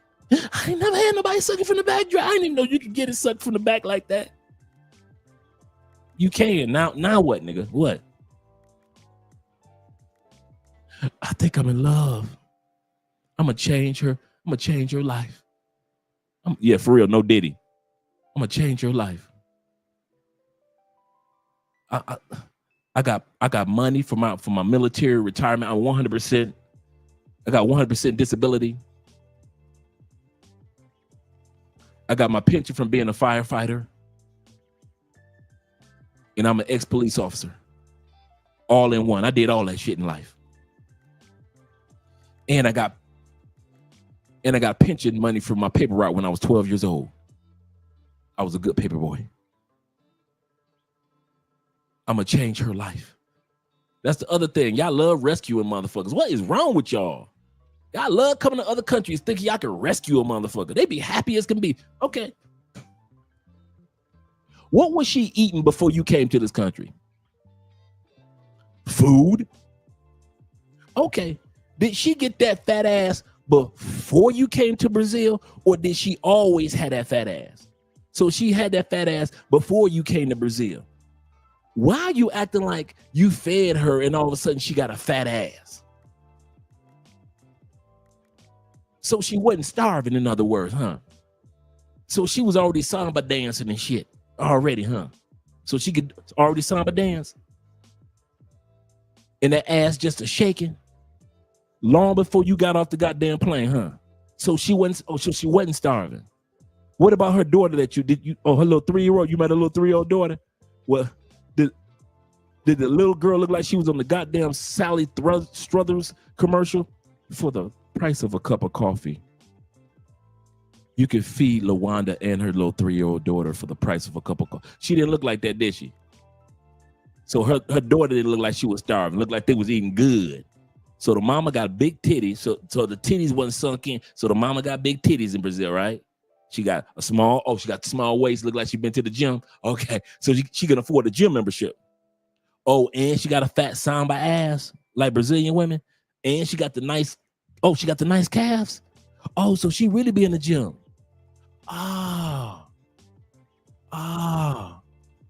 So you just be rescuing motherfuckers just to rescue motherfuckers because you ain't got shit else to do with your money. Oh, you just a dumbass. Got it. I just was trying to find out. Like I said, all men do stupid shit, but your stupidity is so far up. I need you to explain how you stupider than the average man trying to make pay for play into a girlfriend or a wife, or try to make it seem like she more than what the fuck she is, a goddamn customer-client relationship. I am cool as hell with my bartender. Cool. I'm cool with the bartender, the owner of the spot, his wife, everybody. I'm cool with all of them. Guess what I got to do when I get up from having a beer? I got to pay them. Why? Because no matter how cool I am with my bartender and the owner and the wife of the owner of the spot that I go to, it's a business transaction. I got to pay them. What the hell make you think that what you doing is not a business transaction?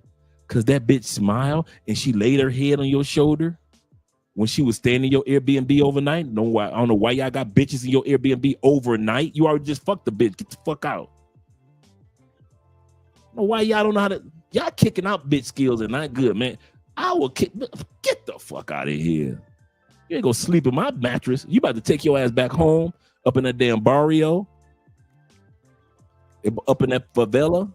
And you gonna sleep on a hard ass mattress that you got at the house. You ain't about to sleep on my comfortable ass Airbnb mattress, this 22-inch mattress for free after you done sucked on 8 dicks today before I got off the plane. Y'all be letting bitches come to y'all spot be exhausted from sucking dicks. She suck your dick the last dick of the night.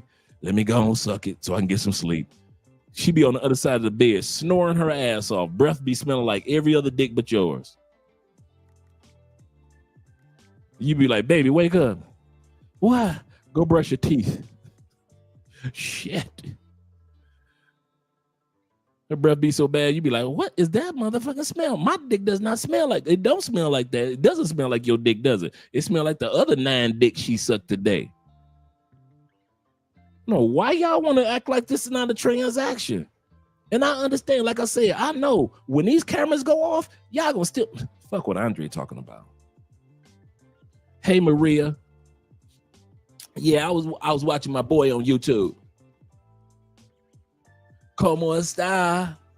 Como E2. I love you. Mi amor, mío. You call me Papicito? You need 300,000 pesos sent to you again? Okay. I know as soon as these damn folks, soon as this live stream go off, y'all gonna be holding the phone in the air like this and shit. Hey, LaWanda. ¿Cómo está? Tell your mama I said hi, girl. What you been doing today? She gonna lie to you too. I've been doing homework. Hey, please. She been doing homework all right. Working on some dicks. You can never stop a hoe from being a hoe. Don't you ever think you do. Okay. All right. I'm not black, I'm OJ. Okay. Okay. Shout out to Corporal in the building. He says nothing special with kicking with these broads. Nothing. He said they be kissing these broads. That's the part that get me. You nasty mother. Oh, y'all nasty. Oh, y'all nasty. You might as well just eat pig slop. You nasty motherfuckers. You motherfuckers might as well go on OnlyFans or Pornhub, find one of them chicks and just kiss them like you at a wedding. Like she's the groom and the bride. You nasty mother. Y'all will kiss them and then eat they nasty coochie, knowing that before you got off that plane, she just finished fucking 9 dicks that bust up in her. Andre was just telling me, true story. Andre was just telling me that they did the newspaper announcement last week about Cartagena. 800 new cases of HIV in Cartagena. I didn't say old cases. I'm just talking about new this year. 800 new cases of HIV in Cartagena. You nasty motherfuckers. 500 of them are men. 500 men. All y'all motherfuckers got HIV. You nasty motherfuckers.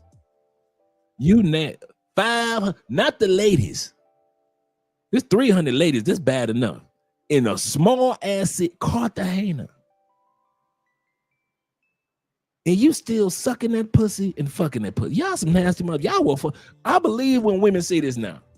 I used to be an advocate against this term. Men will fuck anything. I can't defend that no more now. Now that I live in South America, I can't defend that no more. Y'all some nasty ass brothers, bro. Y'all ain't getting off the plane with no condoms. Ain't no 12 pack. I don't care if it's the regular light blue ones. I don't care if it's the black pack. I don't care if it's the gold magnums. Have some condoms about yourself. for real, Meek. Preach. Are condoms illegal in Cartagena? What the fuck is going on? I've talked to a couple guys about it. Andre told me about it, and I talked to another brother about it. He said, yeah, I heard about that. What the hell are y'all doing? Shout out to my man Jay. Hey, Jay, I saw you getting an iron workout in the other day. Good one, brother. Good one. Yeah.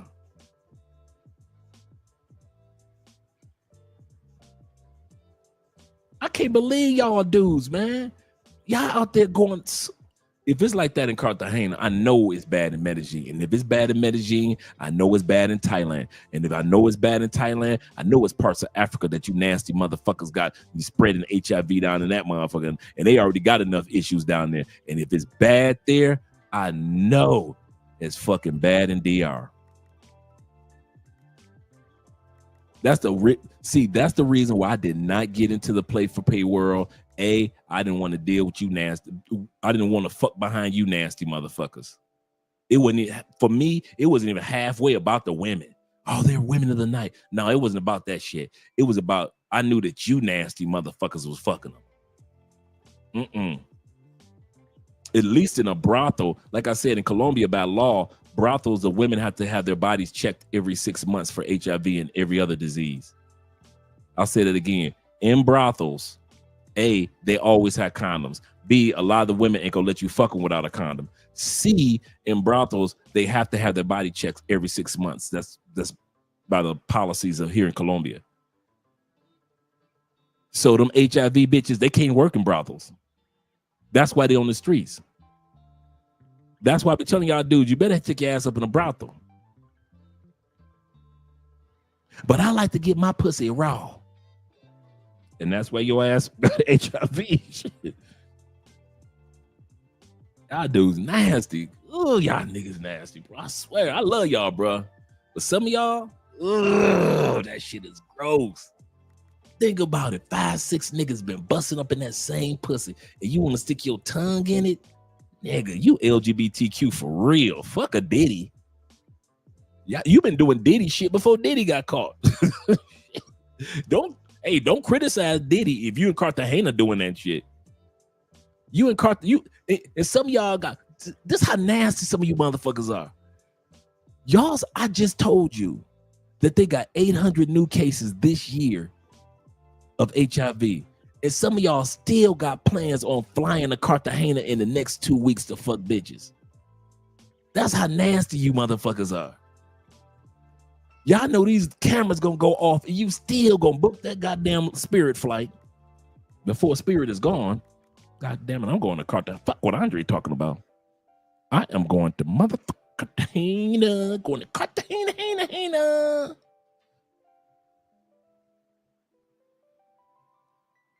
What is wrong? You got a whole goddamn country to go to, and you still gonna run your happy ass down to Cartagena after we just told you that they got an HIV epidemic. That's like fucking bitches in Houston and think you ain't gonna get syphilis. Nasty motherfucker. Let me get to this next part of the video talking about obesity. The next video that we're going to be looking at is talking about obesity in the United States, comparing American food to foreign food and the obesity rate that's taking place among men and women. Bobby, YN, I'm just talking, brothers. But I'm telling the truth tonight. Y'all brothers, some nasty motherfuckers, I swear. It ain't no other way to put it. Man, my business is my business. Yes, and your business is to be a nasty motherfucker. That shit is gross, dog. Ugh, you nasty mother. And a lot of YouTubers ain't gonna tell you, they go co-sign. Yes, this is how you go to get the women in at the clock tower. And so a lot of these YouTubers gonna show you the clock tower, and this is how much it costs, and this is how much, but they ain't none of the motherfuckers gonna tell you about HIV, are they? Name one YouTuber out there other than maybe the one young brother that's up and coming who's from Cartagena, brother with the beard, cool brother. I'm gonna get him on the show, real cool dude. Other than him, because he warns us about everything in Colombia, because he reads the Colombian news in English. Other than him, all the rest of them YouTubers, they gonna tell you shit about his 800 cases and 500 dudes in Cartagena. They gonna tell you shit. They gonna keep on tricking your ass with their videos, and you gonna keep on skipping your happy ass down to Cartagena, slinging your dick butt naked on them bitches like you Diddy. You gonna go back to the States with some shit like Diddy. Yeah, Colombian guy. Shout out to my man. I like that dude. He got a good channel, man. Good channel. Good channel. Yeah, I'm trying to get that brother on the channel for real. He's good people. Yeah, man, that's you some nasty motherfuckers, I swear. He say that's why I keep my main woman and mistress. There you go. That's how most Colombian dudes do. They got their main woman, they got their mistress, and they good. They don't need no 50 bitches. They like, I got what I got. Yep, that's so true. He said, and I'm on my way. He said, I'm in a safe circle. No need of living a risky lifestyle. So true. So true. What else you say, T-Mac? T-Mac said Colombian guy, Carlos, that's his name, Carlos, reported that OnlyFans dudes with STDs are coming to Medellin. That is so true. I remember that. And he's here. I saw the dude, the guy that has the STDs, he actually did I think it was TikTok video of being in Medellin. Working to get him banned. Yeah, man. He said the Meek and Dre is killer tonight. He said I called him. That was crazy. Hey, Meek, that was funny, bro. That was funny. Hey, them dudes were diddling before Diddy. They were the diddlers in Cartagena. Believe you me. Yep, for real, man. Oh my goodness. These dudes are funny, hilarious, man. I'm like, dude, You dudes sit up there booing these chicks up, walking through Cartagena and walking. Hey, and don't just be thinking I'm talking about brothers, white boys. You motherfuckers love going to Thailand and Philippines, falling in love with pay for play. Come on, white boys. You can't laugh at the brothers. For real, Granny ain't even safe. You can't laugh at the brothers, white boys. I done heard too many. Dude, did y'all know? I gotta find out what the channel name is. Did you brothers know that there is a white brother that has a YouTube channel? All his video, check it out. The video is nothing but walking through Pattaya, just walking through, just a walk through Pattaya, Thailand, right? So he just walked through different areas. As he's doing a walkthrough, he does a voiceover. The voiceover are horror stories, true stories, horror stories of white boy experiences in Thailand. Whether they got married or they lost something. I mean, dude, and you're sitting up there listening to this dude while you're watching the video of him just walking through, but he does a voice. So it's not like he's talking while he's walking. It's almost like the video is just a B-roll. It's just like he's just using it just to have a video. But his voice, he's just kind of like doing a narration, like a movie. He's narrating. And he's telling the story of horror stories of some shit that white boys be going through. And they email him. White boys just email him the stories and he read them on the show. He's like, this is so-and-so, and he's one of my followers, and he asked me to tell his story, and so I'm going to read the letter verbatim. And he'll read the letter verbatim, and the video lasts maybe like an hour, but you are so locked into the story, like, damn, what? Oh, hell no. She did what? Oh, man, I would have kicked up. That's crazy. And I forget the name of the channel, man. It's a new channel, but I'm gonna have to look it up, man. And all he does is he just gets hundreds and hundreds and hundreds of stories from white dudes from the shit that they done gone through in the Philippines and the shit that they go through in Thailand. Just hundreds of stories that come in through his email. And he just, every video is just him just walking through Pattaya, different parts, and he's narrating one of the emails he's got. So white boys, y'all doing the same stupid shit. The same thing on another continent. So don't act like y'all all innocent too. I've been hearing about y'all shit too. Man, I mean, I got to find that channel, man. When I find it, I'm definitely gonna have it for us. Cause I'm gonna let you guys listen to one of the stories. His stories are like, this shit can't be real, man. This got to be a movie. This got to be a movie, dog. Like one dude, he had married a female from Thailand and took her back to Russia, and all the hell he was going through, and she sent for her mother, and she would start sleeping with the dude downstairs, and it was all type of hell that was going on. And according to Russia, he couldn't, the Russian policy, he couldn't put her out his house for a certain amount of time. So like, damn, you can't put her out. You got to go to work. She's smashing the dude downstairs, and the mama co-signing it. Oh, yeah, and then the mama hit on him and tried to give him the pussy. I'm like, damn. I mean, dude, these stories are crazy. Crazy. So, yeah, white boys, y'all don't be looking at the brothers like, yes, it's you guys. Nah. I've been hearing about y'all, too. He says, sorry, I grew up in South Florida. He says, many good women that are beneficial for me to pay for play. True. With a nasty, biased itch. With these I'll say bitches. With these nasty bitches. He said the Thai women play chess. Yup. While for the long term come up. Yes, they do, man. And you be listening to those stories, and exactly what you just said. I kid you not, man. His stories will have you on the edge of your motherfucking seat. You be looking like, God damn. One night, man, I probably listened to, man, I came across this dude's channel.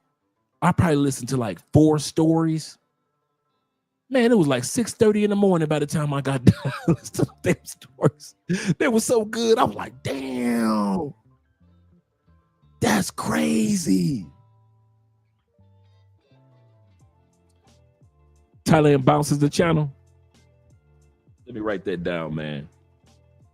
I kid y'all not, man. If that's the channel with the white boy narrating, I'm telling you, those stories that you be hearing about them white boys, man, that shit be having you like, what the fuck? Like I said, I'm gonna take a day out. Probably if this is the channel, this Thursday or Wednesday.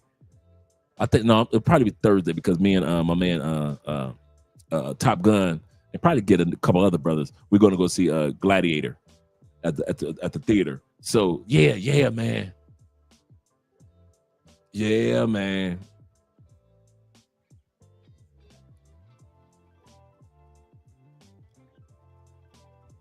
Let's see. Zeta says this. He said, that's why at this point I tend to want to avoid the main cities and places tourists go to, and they do too much instead of just chill. Absolutely correct. Like I said, one of the reasons that guys like coming to Cali because we don't have a red light district. So if you're gonna meet somebody, you're gonna meet somebody. But there is no. We got a lot of brothels and strip clubs, but we don't have like a red light district where you can say this. Oh, let's put it like this. We got one, but bruh, ain't nothing out there but drug addicted zombies. It is, dude, it is the nastiest looking women you ever saw. Clothes hanging off their bodies like zombies and skinny and anorexic because of drugs that they take. Cali is not known for outdoor pay for play. That's one thing you ain't never got to worry about seeing in Cali. We got some decent brothels, but ugh.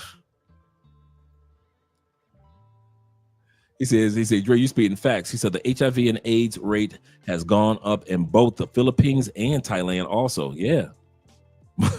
Oh, baby, I like it raw. Oh, baby, I like it raw.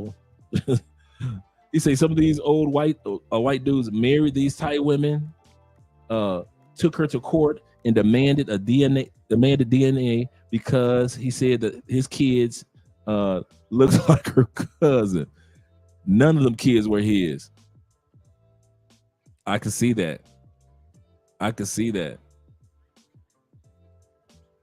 He said, yes, Thailand bounces the channel. I just now subscribe to his channel. Hey, do me a favor, Meek. Drop the link to his channel in the description so other guys can subscribe.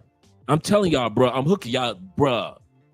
I discovered this dude like earlier this year. Yeah, drop the link. Yeah, I'm telling you, man, listen, we're going to listen to one of his videos this week. Man, you be like, what the fuck? Hell no. And you be like, and his videos are, guys, subscribe to this brother's channel, man. I kid you not. This white dude, you be like, man, listen, this cannot be real. The stories be so crazy. That's the part. They're crazy enough to where they're unbelievable, but they're so detailed. You like, this got to be for real. This got to be for real. Like one story I listened to, I think I told you guys this story. True story, white boy, right? White dude about to retire. I think it was about to retire from being a fireman or something. He went to Thailand. He had fell in love with this chick. She sent him, he was sending her money to build a house for them in Thailand. Now they had gotten married. He had gone back to the States. You know, he had a couple more years before he retired. He'd been sending money for like 4 or 5 years to her, you know, so bam, sending her money. She sending him videos of the house and, you know, having a good time. And he's happy like, oh man, yeah, we're in a nice neighborhood. She's showing him upstairs, downstairs videos of the house. Cool. He gets the address to the house. He shows up. He said, baby, I'm coming. She said, come on, baby, come on down to your new home. He had used all his retirement savings, sending it to her for the house, to build it, get it furnished, everything. He thinking he's about to finally relax after all these years of being a fireman. This dude got to Thailand. This is the story that the guy was telling on his channel. Dude got to Thailand, knocked on the door. a older Thai dude opened up the door, was like, "Excuse me, sir, can I help you?" He was like, "What do you mean, can you help me? This is my house." He was like, "Sir, this is my house?" He was like, "This house was just built. This is the address." He said, "I've got photos and videos." He showed the photos and the videos that the girl who was his wife had been sending him to the States. How come the old Thai guy said this? He said, "Oh, I know her. That's the lady that was coming over taking videos with the construction dudes. She said she was into real estate, so she was just doing research and so forth. She'd been coming over for about 2 years." This woman had been coming over to a construction site of another man's house, doing videos, sending it to this dude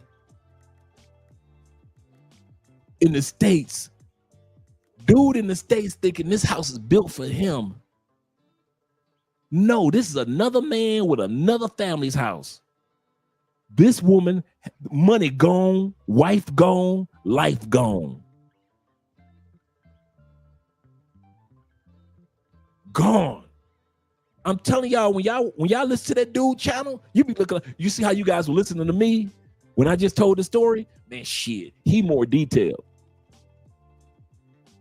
That white boy be having you looking like, let me get some beer and some popcorn, and I'm about to sit back and listen to this shit. What? Oh man, every one of his, man, one story was a dude said, "I am not gonna simp. I warned my boys for simping. I've been to Thailand plenty of times." He got caught up.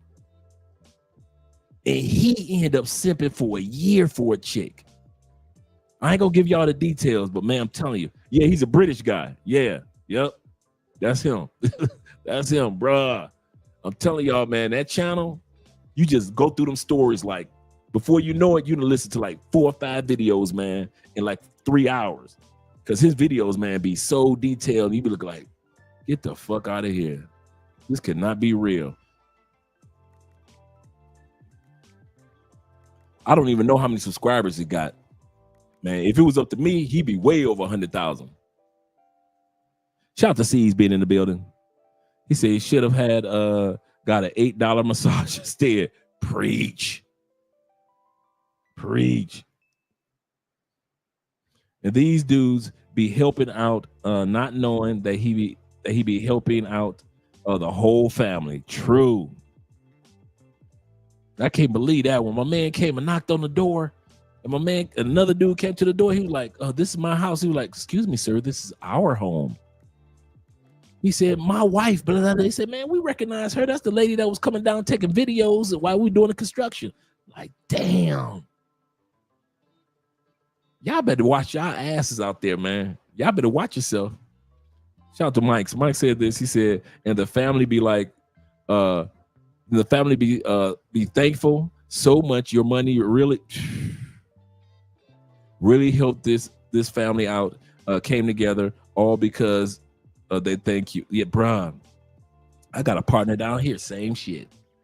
True story. Bruh, check it. Dude tried to turn a pay-for-play into a housewife.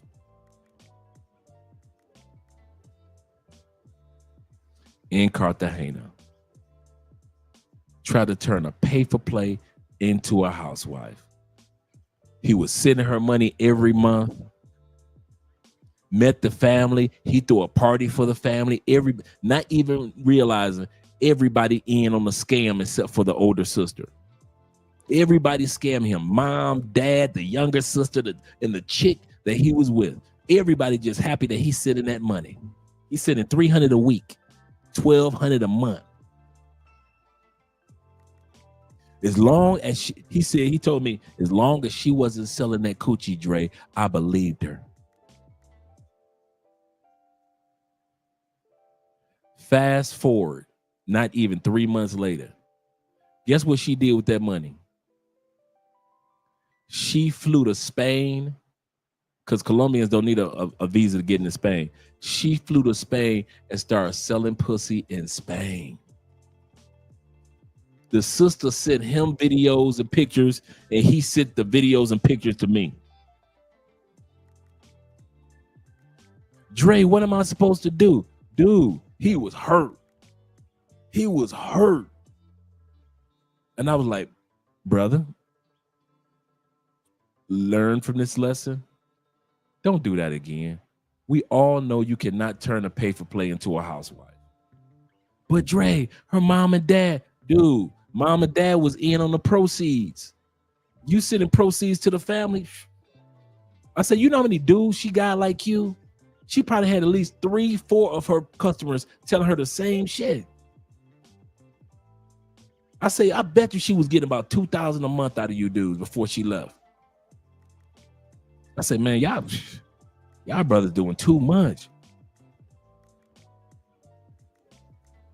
Mike says, yo, Dre, I know a guy who, he said, I know a dude that married her, and she said that she was taking the family out to eat. She was getting $1,500 every 2 weeks from, God dang. Every 2 weeks from him. In the wedding video, she looked at him like a fool.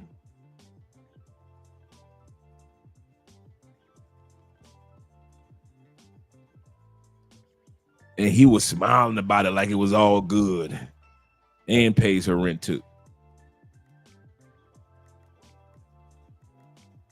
TJ, these dudes some fools, bro. JG said, I told a Filipino, anybody that expects money from me is fucking. That's a given. He said, yes, your mama and your sister too. If you're not fucking, shut the fuck up. Absolutely correct. Meek said this. He said, so it helped that pay for play go from getting paid in pesos to euros.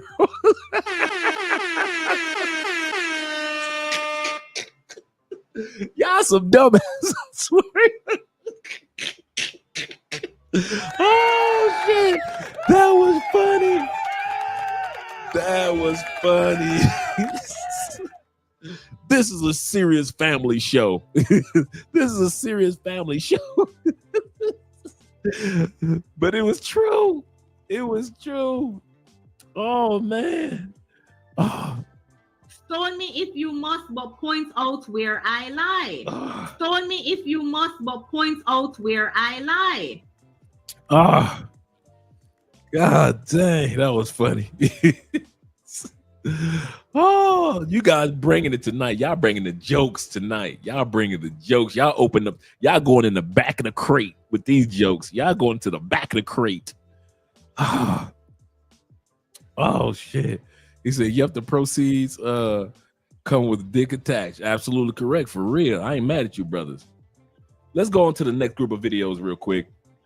Once again, this is about all you dudes that like big girls, big girls, where you can enjoy yourself in the United States with your big girls.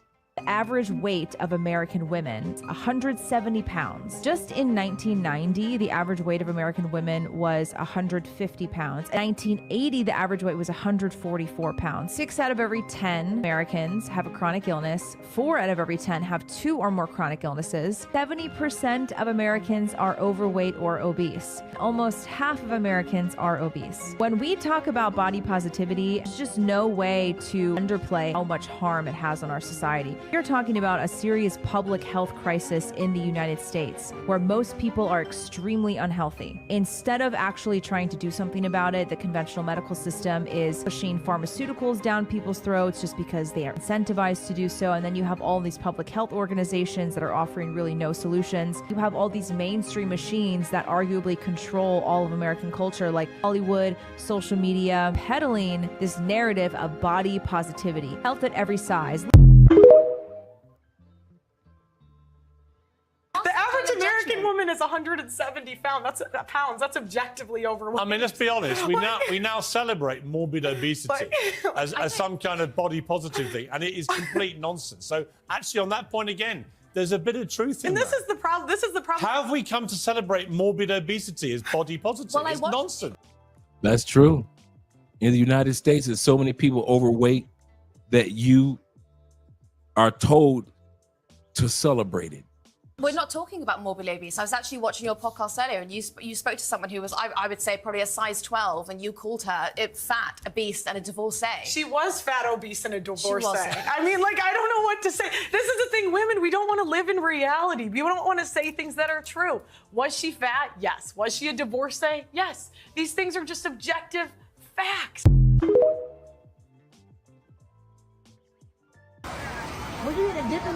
Hey, how's it going? Hey, do you have any healthy options?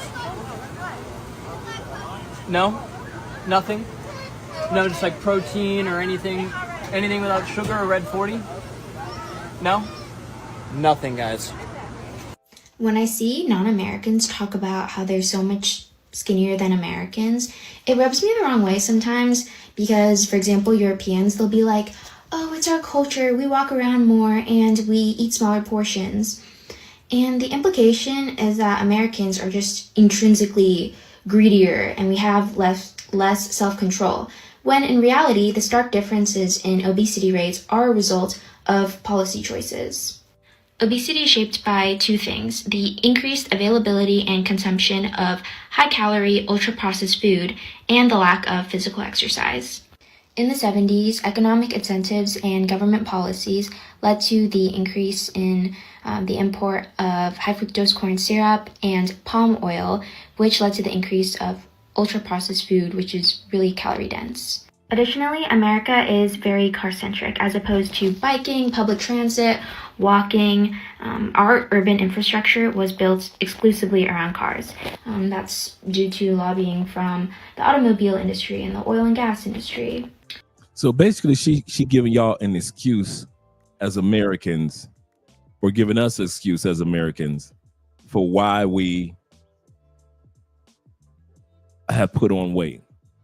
Because we come from cities that are structured around vehicles, so we don't walk as much. And also the fact that many Americans, you know, the food policies, you know, a lot of foods in the United States are illegal in other countries. So it's just an excuse, because she said, I don't like when other countries talk about how big Americans are. And she's saying this as a skinny Asian woman, but she's trying to justify the fact that our government doesn't care much about us when it comes to the type of foods that they allow. Daily exercise here isn't an obligation, unlike European countries where you have to walk to get to places. Here, it's a conscious choice that you have to make. Factors like sedentary jobs, long commutes, suburbs with no sidewalks limit our opportunities for physical movement. We're also seeing school budget cuts resulting in cutting sports teams and PE classes. Today, nearly 70% of what children eat is ultra-processed food. Instead of individually blaming people for being overweight, we should be criticizing industries that prey on and profit from people being unhealthy. The food industry's deregulation, where they are aggressively marketing to children. The diet industry, things like diet tea, diet meals, diet pills. The healthcare industry, obesity used to be indicative of a disease, but now it's a disease itself. And a lot of people have experienced fat phobia, fat shaming at the hands of healthcare professionals. The drug and pharmaceutical industry, the food industry. These powerful industries have a vested stake in keeping Americans addicted to processed foods. A lot of critique of fat people just tells them to exercise more and eat healthier, but there's a limit to actionable items that they can do. We're talking about generations of disadvantages for Black and brown neighborhoods who don't always have access to parks, safe streets, or grocery stores carrying fresh fruits and vegetables. You can yell and scrutinize their bodies and lifestyles all you want. That would make you a bad person. But a lack of resources will make it nearly impossible for them to lose weight. We need government intervention and policies that challenge the food industry's predatory practices, as well as addressing the interlocking social, racial, and economic inequities that contribute to the obesity epidemic. We need politicians who will stand up. Processed, fresh. This is Guys, I'm currently in Madeira, Portugal right now, and just have a look at these bananas.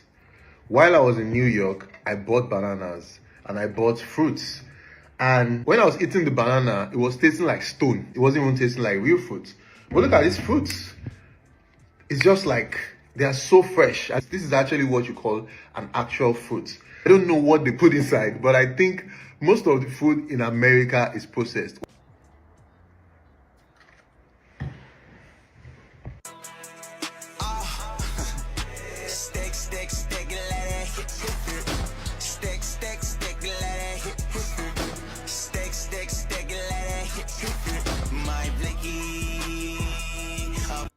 If you visit America for an extended amount of time, you will gain weight.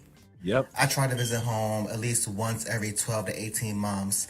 And anytime I visit for 2 weeks or longer, I come back with a noticeable amount of weight, despite the fact that I usually eat the same exact things that I would have eaten in the UK. And that's because American foods just aren't as regulated as the UK and the EU. So the same brand will actually have like 3 times more sugar or different type of ingredients. Even something as simple as ketchup. Like, look at the difference in the ingredients. Corn syrup and the ingredient of natural flavoring. Now, how is the ingredient natural flavoring? If it was natural flavors, you would just put the flavors. So that's another thing I enjoy living about the UK. I can eat like crap, and because the cities are walkable and I'm not always driving, my body stays looking amazing, guys. I highly guarantee. Anyway, follow me for more content on how the UK and the US differ.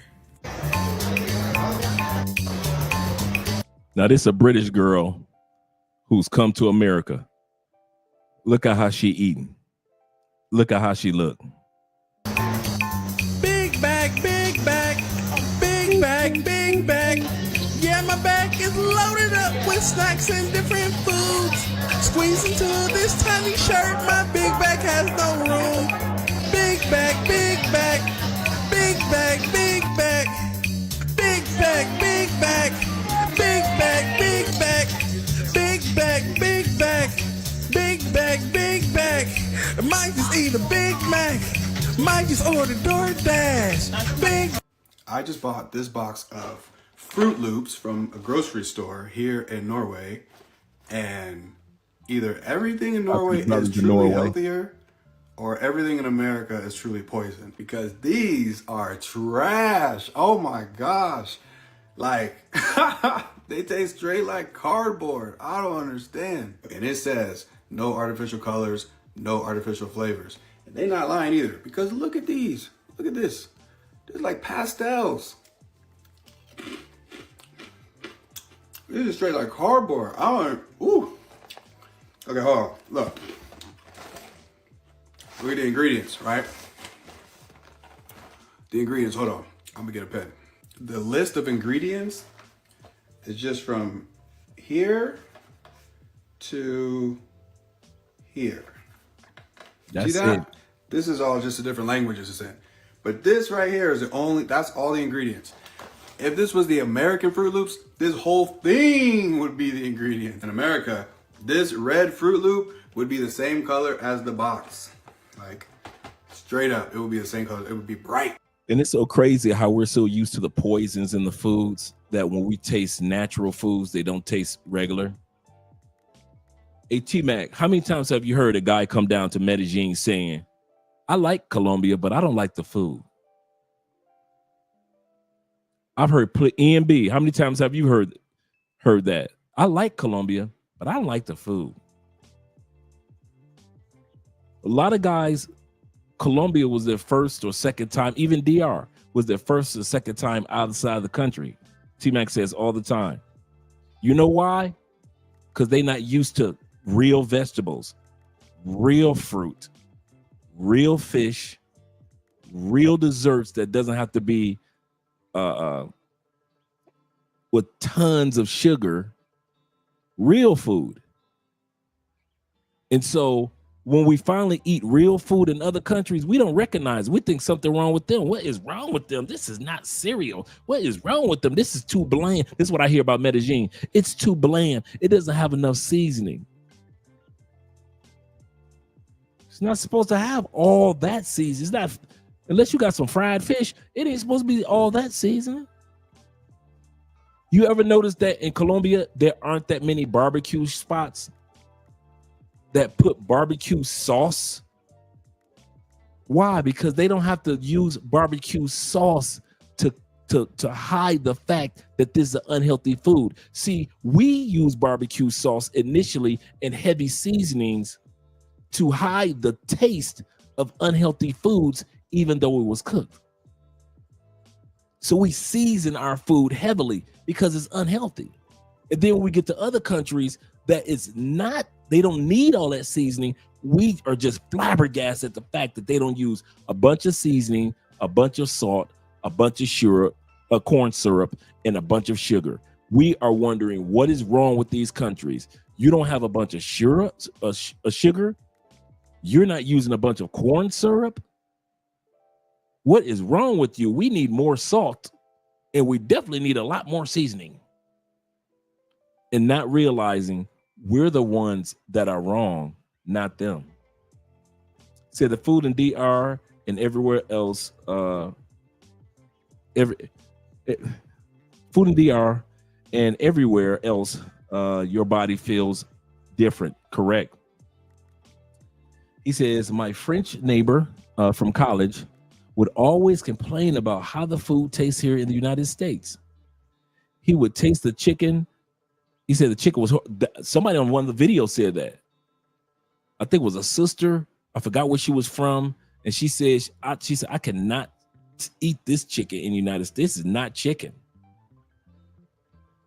This is not chicken. I don't know if I have the video up there as a part of this montage, but she said, she said, no. She said, your body readjusts. Yep. Readjusts and needs time to readjust. It needs time to readjust. Absolutely correct. And a lot of guys don't realize that. He said, I came back from Italy and was getting sick from the food in the U.S.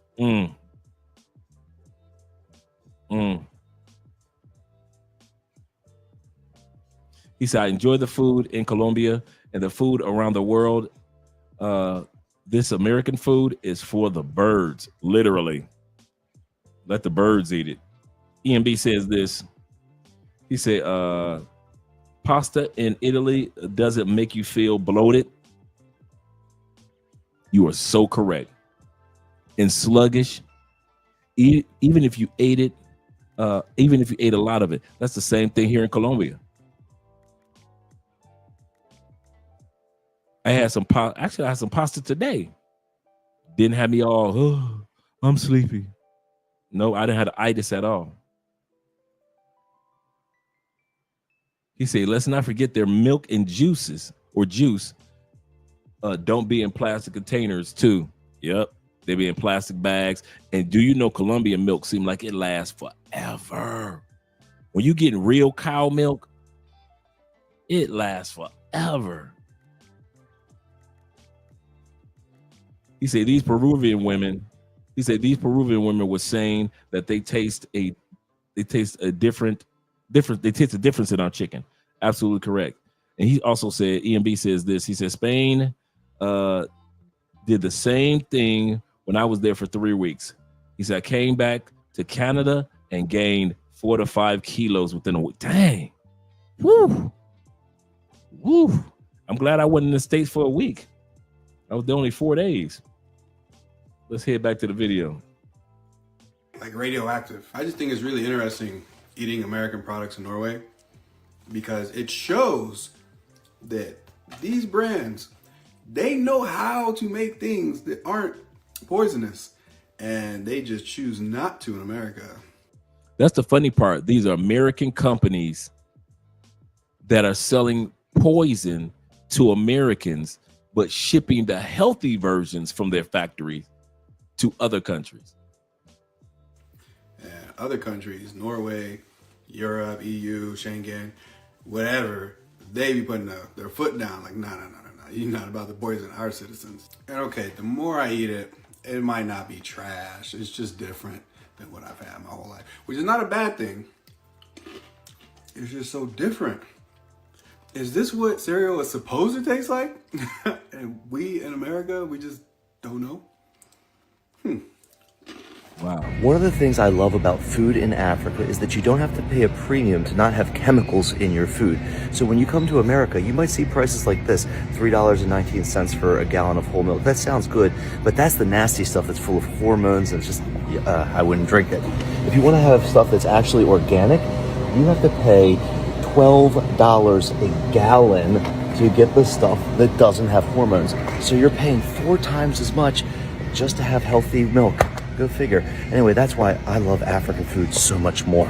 What's a scam that's become so normalized that we don't even realize it's a scam anymore? Food in the United States. Whenever I tell people I go from eating 1 meal in America to 4 to 5 meals a day here in Spain, they look at me crazy. Because what do you mean you eat all of this and this, take a nap, and then you eat even more of this, and you're actually losing weight? Yeah, your skin's right. clearing? And you don't have stomach issues anymore? Yep, that's the usual reaction I get. This was a big realization I had when I left the US. Our food supply is almost fully synthetic, bro. It's not food.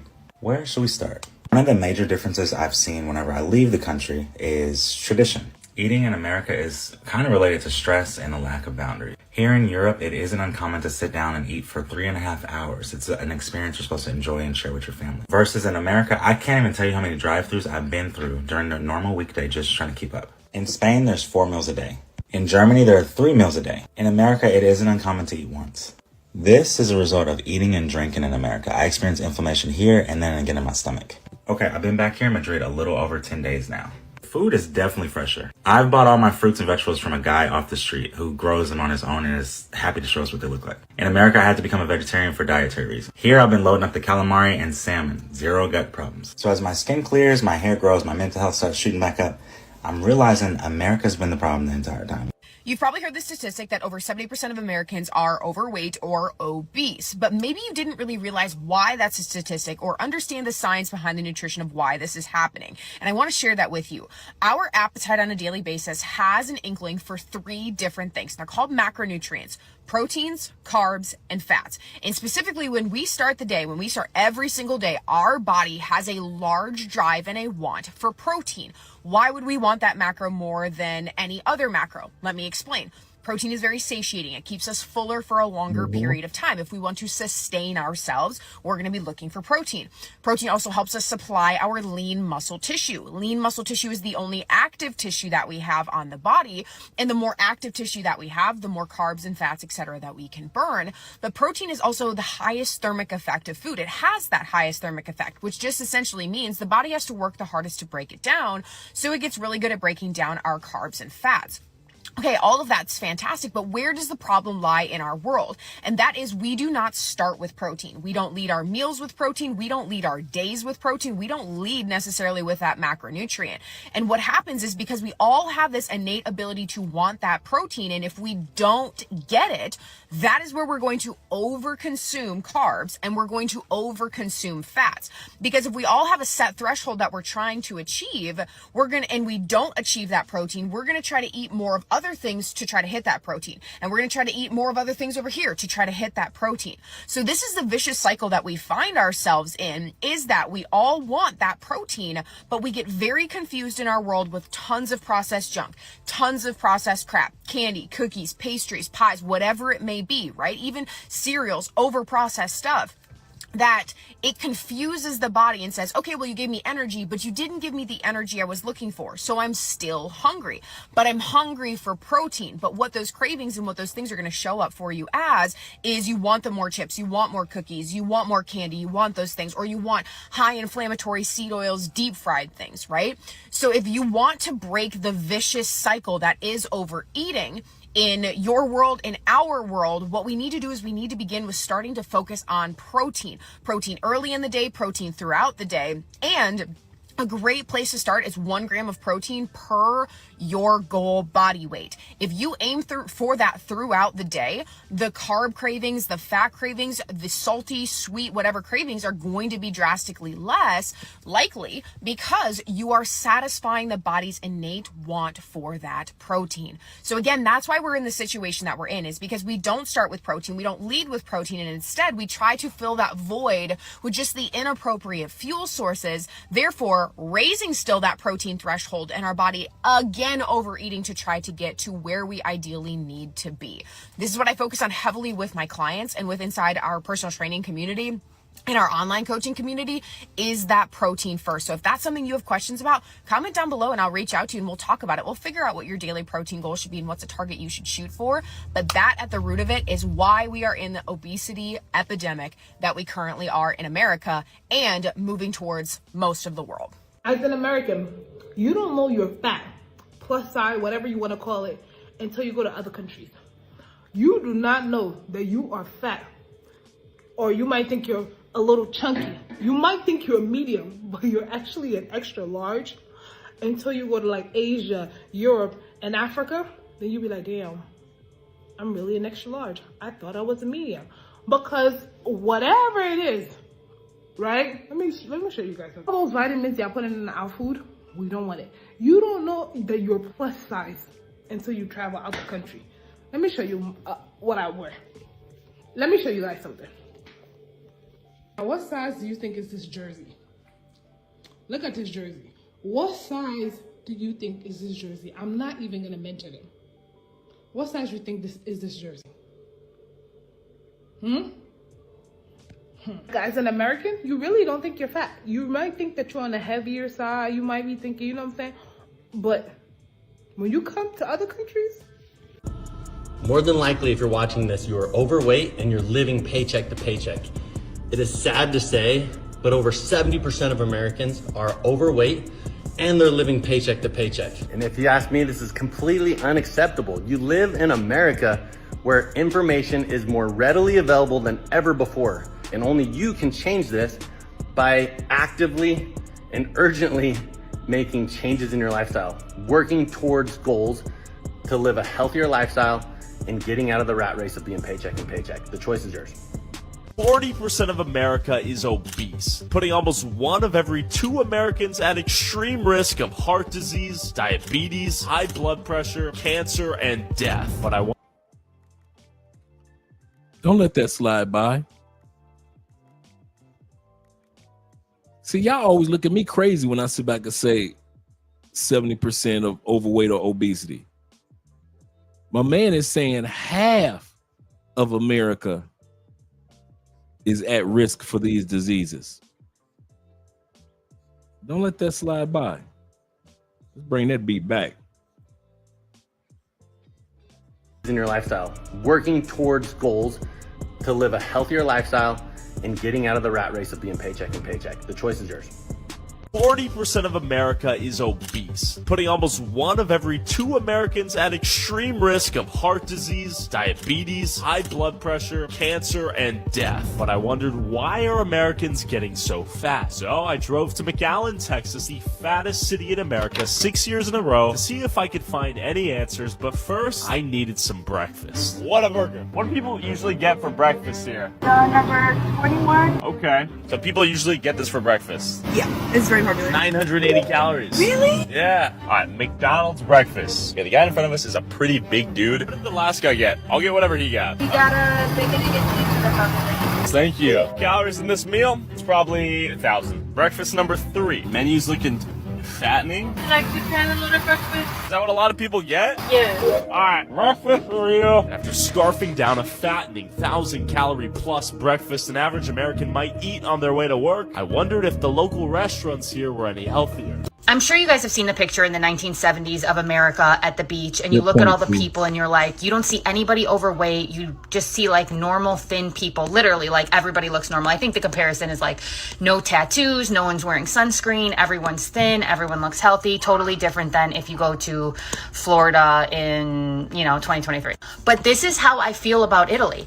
I feel like Italy is what America was in like the 1970s. I was born in the 80s. I feel like it was still like that when I look at like how my mom and dad looked, or we look at the movies or music videos, people of the time, they just seem so much slimmer. So in Italy, is it impossible to gain weight because the food's so much healthier? In the 70s, was it impossible to gain weight? No, you still gained weight if you ate too much food. Calories are still calories, but it wasn't what it is today, where I feel like everybody in America is literally fighting to keep the pounds off, to keep from being inflamed. It's like any corner you turn, anything you eat, even if it's healthy, you pretty much have to restrict everything to be slim and trim. And now you will find, if you go to Miami, good looking people that are toned and muscular, but they're putting lots of hours in the gym, things that many people in the 70s weren't doing, and things that people don't do as much in Italy as I feel in the United States. And the people in the 70s weren't cutting out all gluten, cutting out all flour, cutting out all sugar. No, they were eating like normal diets of flour and steak and potatoes. So what are those shifts that happened in our diet from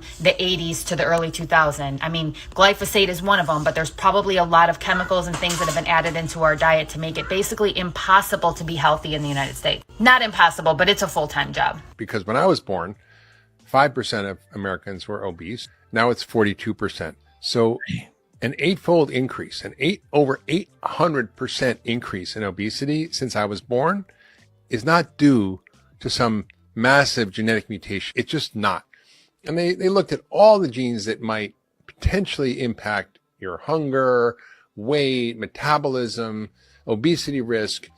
And they determined that if literally you fixed all these genes, that the maximum weight loss would be 22 pounds in a person, which is nothing when you think of the fact that the average American is obese and overweight and is metabolically unhealthy. So that would not fix the obesity problem. It would not get people to lose 50, 60, 100 pounds, which many Americans need to do. So this is not a genetic problem. Why is it that the average American's got so much fatter over the last few decades? At the core of it all, we're consuming more calories than we used to 50 years ago. And the cause of that seems to be hyper-palatable, ultra-processed foods. And we're in this food environment where that's really easy to do. It's hard to shut it off. And I know that sparks a whole bunch of bad feelings from folks. It kind of gets you those straw man arguments about Kiko, calories in, calories out. You know, it doesn't work. It's more complex than that. I've said move more, eat less is truthful, but not useful. Fact of the matter is calories. The Kiko is an oversimplification. It's actually an energy balance equation that accounts for all of these variables, which we may talk about. The total daily energy intake minus the total daily energy expenditure. And there's a whole host of things that go into both sides of that equation that really accounts for just about everything that goes into weight gain. Yeah, I just got back from France when I was sitting out having breakfast, and I was looking at all the French people that were there were thin.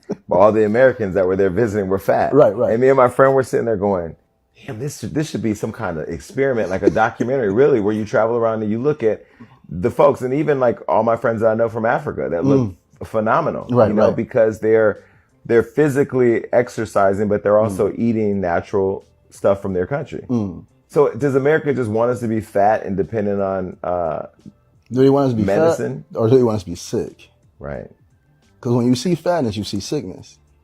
So you're raising kids now, and your kids don't get to water fast, right? Kids don't water fast. No, but my children eat nothing but fruits and vegetables. They don't eat nothing coming out of a store in a package. And they don't eat meat? At all. So what if your kids are riding by a McDonald's one day and go, Dad, I really want a cheeseburger? Like, they don't even know what a McDonald's is. Really? They just see a building. They don't know what it is. Did y'all know that 4 out of 5 black women are overweight or obese? That we have the highest obesity rates amongst other 4 out of 5 black women are obese. She didn't say fat. She didn't say overweight. She said your women that you're choosing from, your queens to be, are obese. That's the new normal of what you guys are picking from. Whether you want to admit it or not, cameras on or cameras off, when these cameras go off, the women that you guys are choosing from are still big women. That's the new normal in the United States. And you guys wanted me to stay there and marry among that? Yeah, let's go back to the video. groups of women And that's a problem. We have to, as women, start being honest with each other, because we don't help. We egg on the behaviors. We don't support each other with being more healthy. We have been conditioned to think that being bigger and thicker and it looks great, and it can, but it still is unaliving us, and it is harmful. We should be more conscious of this stuff because we know better. We know the history. We know that, you know, our community has normalized soul food and greasy foods, but we have to start taking our health serious. And the sad part about it is also hurting our babies. There are children who are obese and overweight in the Black community, and we just blow it off and we just act like it's no big deal. And then when we are confronted about this stuff, when we're confronted about our weight and our health and how we need to do better, we fight against it. You'll tell the doctor that he don't know what he's talking about. The person who's telling you, you got to do better. If you want to remove, you already might be pre-diabetic. You don't want to get to being diabetic, so lose some weight. If you're having health issues, heart issues, you know, just issues internally, a lot of this stuff comes from our weight and our poor eating habits. Let's stop always going out to dinner with each other. Let's stop always going out to eat. Let's start going to work out, walk. Let's just be more creative with how we hang out with each other, especially when we know that we are not in the best physical shape. We just need to start being more conscious and starting to live a better, healthier lifestyle. It does not mean you have to be skinny as a stick. It's not what I'm saying. It's just about being healthy. And the average Black woman, because again, 4 out of 5 Black women are obese or overweight. And that's a problem, y'all. We have to do better and take our lives more serious. We really do. This is a real reason you can't stop overeating. 70% of Americans are overweight or obese, and that's because we're at a biological mismatch with our environment. Our lifestyles and the quality of our food is moving in a direction that does not match the way our bodies have evolved. Our brains and our bodies are so hardwired for survival and famine. Lots of us in America have an overabundance of calories in food. And unfortunately, the quality of food is going way down while the caloric density is going way up. So when we taste this extremely calorically dense food that's essentially void of nutrients, our brains are wired to overconsume it. 1, because the caloric density will protect us from famine. And 2, due to the lack of nutrients, our bodies are actually starving for nutrition. So we'll continue to eat because our bodies are looking for the vitamins and minerals. And on top of that, the more we consume this highly processed food that creates this flood of dopamine and feel-good hormones, the more we're gonna crave it. So willpower is one thing, but when you're biologically hardwired to behave in this way, you're swimming upstream. And the best way to get around this is to avoid or reduce the thing that's causing it in the first place, which is the ultra-processed food. So America has this obesity problem that is actually crazy out of control. And I'm not going to go where you think I'm going to go with this. What I will say is this. I don't think that people understand how hard it is to actually stay in shape in America. People do not understand that if you don't want to be even 10, 15, 20 pounds overweight, let alone the people that are walking around 50, 60, 80, 100 pounds overweight, you literally have to watch every single thing that you eat here. And the reason that you have to watch every single thing you eat here is because there are so many toxins in our foods. There are so many additives. There are literally so many things in our average meal that we eat as Americans that are making us fat that most people don't know the difference. And most people literally do not have the discipline that it takes to negotiate these kinds of choices. Now, I'm on my way out of the country for a couple of weeks. I'm not going to say where I'm going, but it is not America. And when I go to this particular country, I notice that I can eat pretty much whatever I want and not gain any weight, or the weight that I gain will be minimal. But if I try to keep up those same eating habits when I get back to the States, I will literally gain like 10 pounds in a weekend. So our food system is completely insane. And I think that we fail Americans because most people do not know how to correctly feed themselves to avoid being obese. That is so true. So true. If more Americans realize how y'all telling your girl start to put on? How how they are looked up on in other countries and how we could do something about it. I think more you know what? I ain't gonna lie. You know what the truth is? Many of us have become comfortable with being big people. If that's all you see around you is everybody else is kind of like got a little pudge or extra weight or fat or obese, you don't feel bad. There is no shame. If everybody around you fat folk and you live in a fat country and your president fat, I said it, your president fat, Obama wasn't fat, Biden wasn't fat, Bush wasn't fat, Clinton wasn't fat, Reagan wasn't fat, Carter wasn't fat, Nixon wasn't fat, Ford wasn't fat. Come on. Johnson wasn't fat. Lyndon Johnson was not a fat man. Kennedy wasn't a fat man. Now, the way the world, the way that the United States has obesity, why not make the fat dude president too? It is not coincidental that all those presidents I named were not anywhere near obesity. Nowhere near being fat. All those men were active. Now y'all got y'all dude that can stand in front of Elias Brothers with overalls on. Y'all want to talk about that? Y'all got y'all fat boy for president.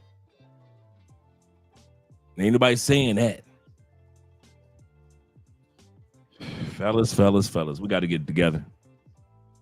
We got to get together in the States. Now we're going to listen to videos of people saying, I don't mess with fat women. It just ain't me. If she gets big and doesn't want to meet me halfway somewhere, I'm leaving because she no longer cares about how I feel. But what if she like the way that she putting on? Then, like I said, we're going to have to make a compromise. You know what I like. Cool, this is what you want. We got to meet somewhere in the middle. A compromise on her body. That's not his body. So she got to compromise about her body. In a relationship, we are one. Her body and my body becomes one. Well, what if she thinks she look good? I don't think she looks good. That's where the compromise comes in. How you look, if you're in a relationship, I feel like the only person you should care about is your partner, how they think you look. Yes, but so she can't be beautiful and a little bigger? Yes. She can't be beautiful. But that, you said that's to not somebody else. Preach. I don't want her big. Thank you. And I don't care what you think about it. You won't date a girl that's big. Correct. So that's a non-negotiable. That's not a preference. Non-negotiables are preferences. No, they're not. Yes, they are. No, it's not. Yes, they are. No, it's not. Okay, give me an example of a non-negotiable. Non-negotiable? Yes. You're not dating fat bitches. That's a non-negotiable. Now, a preference. But, it's a non-negotiable for me as well as a preference. Look at you, yeah. I'm not cutting this. That's fine. Why you're hurting me? That's fine. You are hurting me. Give me another example of a non-negotiable.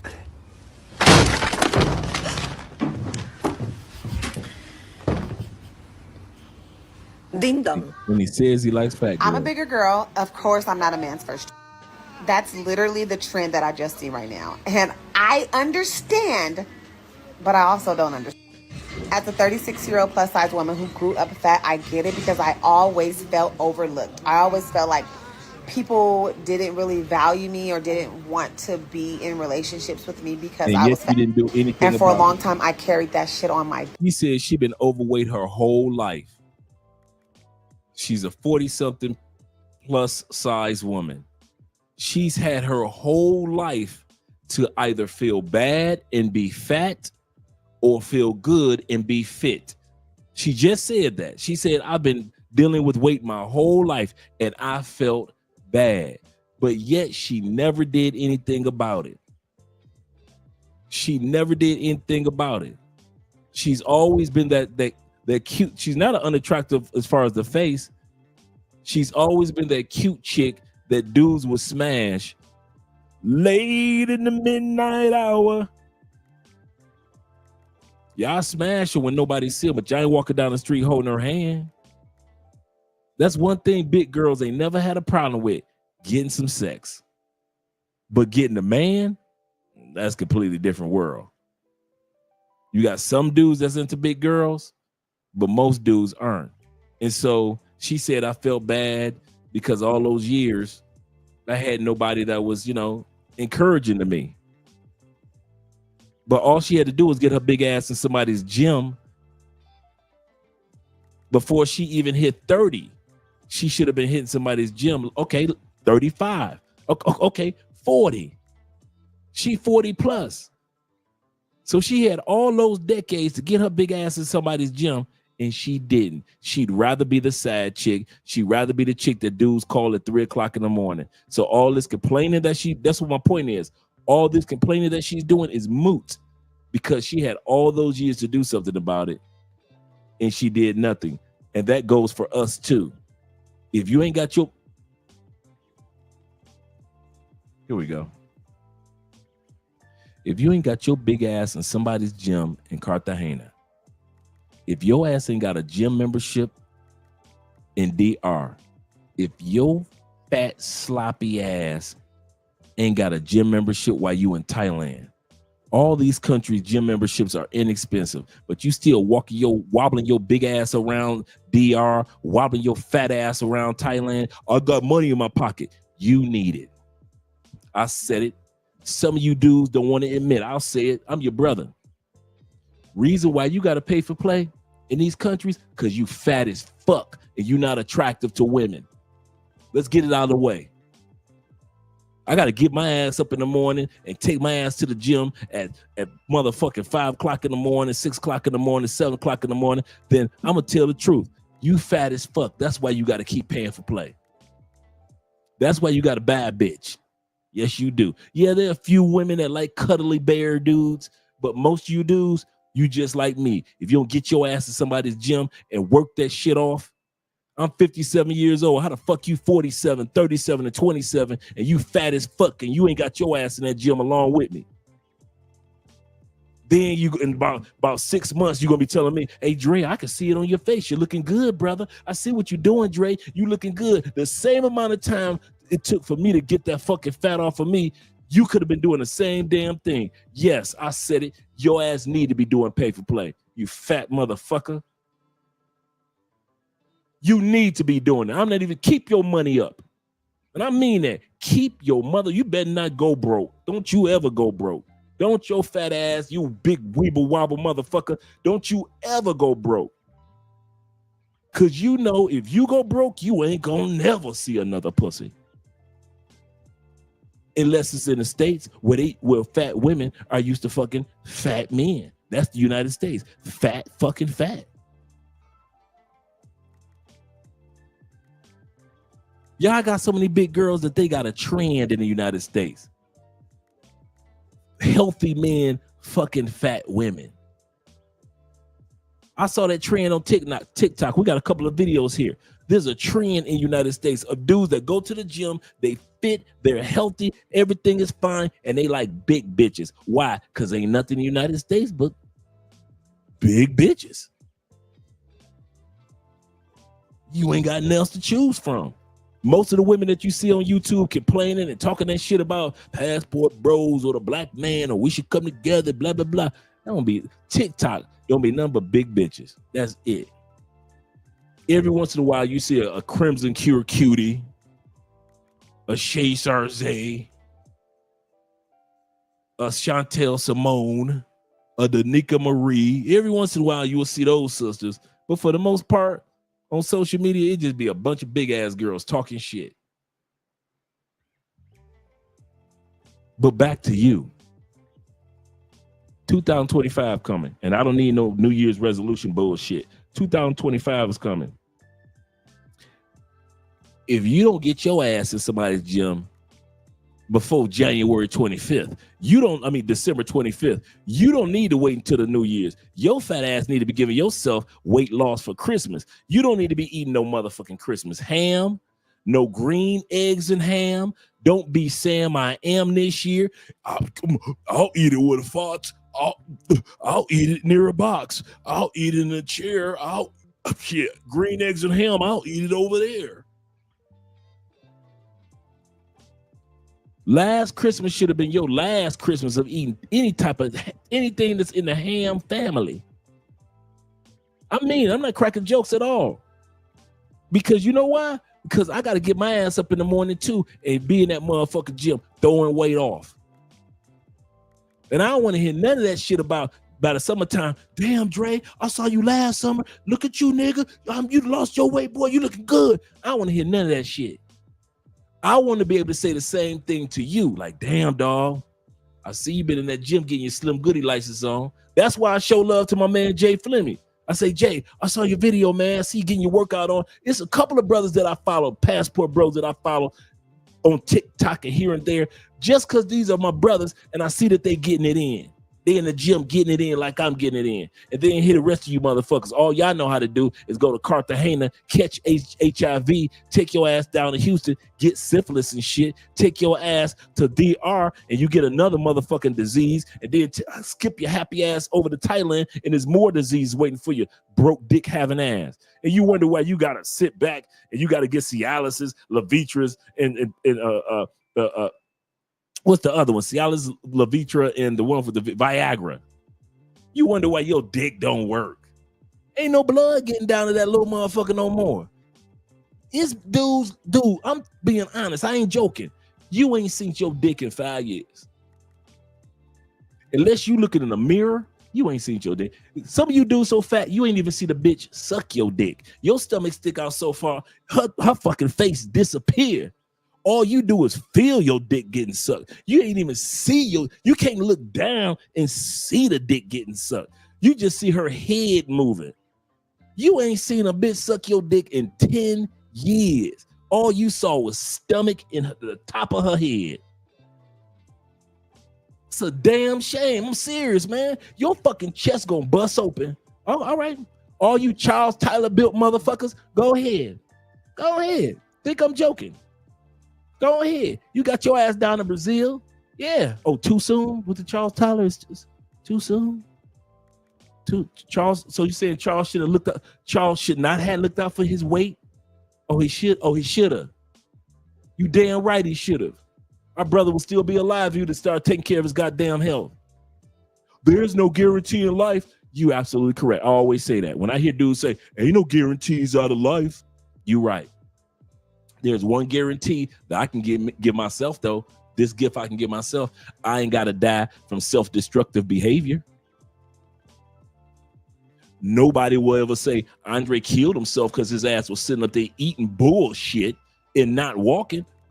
If I'm going to die, I bet you I'd die walking some goddamn way. If I'm going to die, I bet you I'd die in a motherfucking salad and some damn water in my hand. Bet you I'd die that way. Bet you my ass die with some motherfucking fruit in my refrigerator. I bet you I die from that. From healthy foods all in my cabinet. I bet you I die from that. I'm not about to die of self-destructive behavior. That's like smoking motherfucking cigarettes every day. That's self-destructive behavior. Shout out to all you cigarette smokers. I'm serious, man. We getting older. If we're gonna do this passport bro thing, we got to do it right. If you want to sit back and have these women have no excuses and have these plantation bros have no excuses about us, we gotta get your money right. Got you. Get your mind right. True. Get your networking right with all these people around the country in different countries. Got you. But a part of being a passport bro is being able to survive the fucking journey. What the fuck you got a passport for if your ass gonna die of a fucking heart attack halfway through the flight?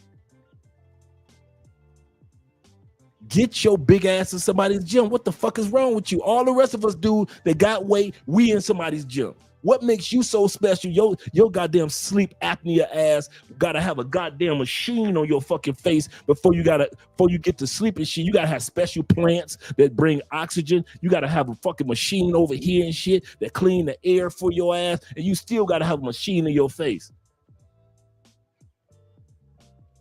You gotta get paid for play because you can't get no fucking loving. You need a bitch that will only come fuck you for 20 minutes. Cause if your ass get a bitch to make love to you, your fucking chest will bust open. You get a bitch that try to we gonna fuck for the next hour and a half and then we gonna rest and fuck again. You need a bitch that you can pay, fuck her for 20 minutes.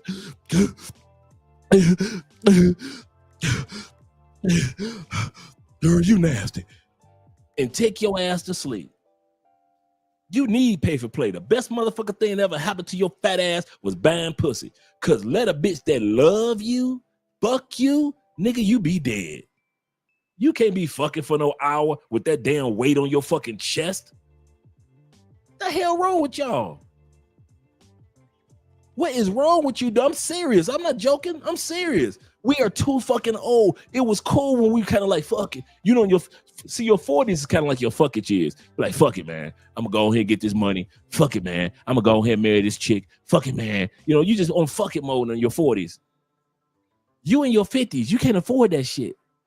Our next dance is 60, bruh. I don't think y'all realize that. I got a choice. I can go into my 60s looking and feeling as good as I did at 25, or I can go into my 60s feeling like 72. Which one is it, Andre? You want to feel like your fucking chest and your body feel like you 72? Or do you want to feel and look like you did at 25? I'll take 25, Alex, for 500. I mean that. This live stream gonna go off, and some of you motherfuckers still gonna sit up there and be sloppy and nasty, and another year gonna go by, and you'll come with a bunch more of excuses, and you're gonna still be doing pay for play because your ass got to. And I mean that. Some of you niggas gotta do pay for play. Ain't no female gonna fuck with your fat ass in real life. You telling me a badass Brazilian gonna fuck with you in real life? Unless you coming out that money, hell yeah. You paying for the meals, you paying for the Airbnb, you paying for all that other shit. Yeah, you the motherfucking sponsor while you in town. Hell yeah. Yeah, she gonna fuck you. Let your ass close that wallet. Nobody gonna fuck your fat ass. And I'm man enough to admit, hey, why should if I become a fat ass, why should my wife fuck me? My wife is 30 years old. She young. She around all these handsome and well-built Colombian dudes and Venezuelan dudes. Why should my wife fuck me if I'm a fat ass? Why should she want to walk down the street with me and I look like a roly-poly, like I always say, just because you old enough to be her daddy doesn't mean you need to be looking like you her daddy. Why should my wife walk down the street holding my hand? I'm a fat motherfucker. She in the gym making sure her body and everything's looking good, but I'm a fat, sloppy looking ass American. Why? Why should my wife fuck with me? See, I'm not putting this all on you. I'm putting it on me too. I talk to myself the same motherfucking way I talk to y'all. Andre, get the fuck up. Get your big ass in that goddamn gym. Walk them stairs, that treadmill, lift them weights, do that yoga, stretch that body. You going on 60. You got to always be stretching some shit. Get to that massage. Get your massage. Keep your body loose and limber. I'll never be at the stage where I can't even see a motherfucker sucking my dick. You ain't seen a bitch suck your dick. All you saw was the top of her head moving. You ain't seen your dick. When was the last time you saw your dick? Last time you saw your dick, it was like a mirror, a reflection, or a motherfucking photo. Nigga, you got to take a selfie of your dick to see your goddamn dick. How the fuck? And I mean, these are not jokes. This ain't no, well, Andre just talking shit. No, cameras off. Get your fat ass in somebody's gym. It's enough that women don't want to fuck with us. No wonder they saying that 30% of men in the United States ain't gonna have no woman. Don't nobody want to get on the pussy. That's because 70% of men in the United States fucking fat, just like the men, just like the women are fat. I see why these women want to charge you motherfuckers cash app. They should be like, nigga, you want this pussy with your fat ass? You need to send some cash out. I don't blame them. I do not blame them. Get your fat ass in somebody's gym. Oh, I do. No, you don't. I mean, seriously, in somebody's gym. I'm talking about a fucking routine where you in that gym about 5 days a week. Because it takes that to lose that fucking fat, especially if you still in the States. Because you still surrounded by unhealthy ass foods, even though you're trying to be healthy. So you better get your ass in that fucking gym for like 2-3 hours a day. 2-3 hours? Fuck yeah. It take you a fucking hour just to warm the fuck up. What the hell you think you doing? And then as soon as your fucking heart bursts, the family got to sit up there and come to the hospital and lie. He was a good man. He helped everybody. He traveled the world and was supportive of all his friends. But don't nobody want to tell the fact that your fat ass could have lived 15 more years if you'd have got that extra weight off your fucking chest. Your fucking heart is not made to carry that weight around for goddamn 70 years. What the fuck wrong with you? Your chest is, and your body and your lungs are not created to your fucking, there is no fucking such things as big boned. That's just the mythical shit that we say about fat people. She big boned. He big boned. You know, everybody got the same skeletal makeup. Your fucking skeletons, your muscles, your nerve tendons are not created to carry that much fucking weight year in, year out.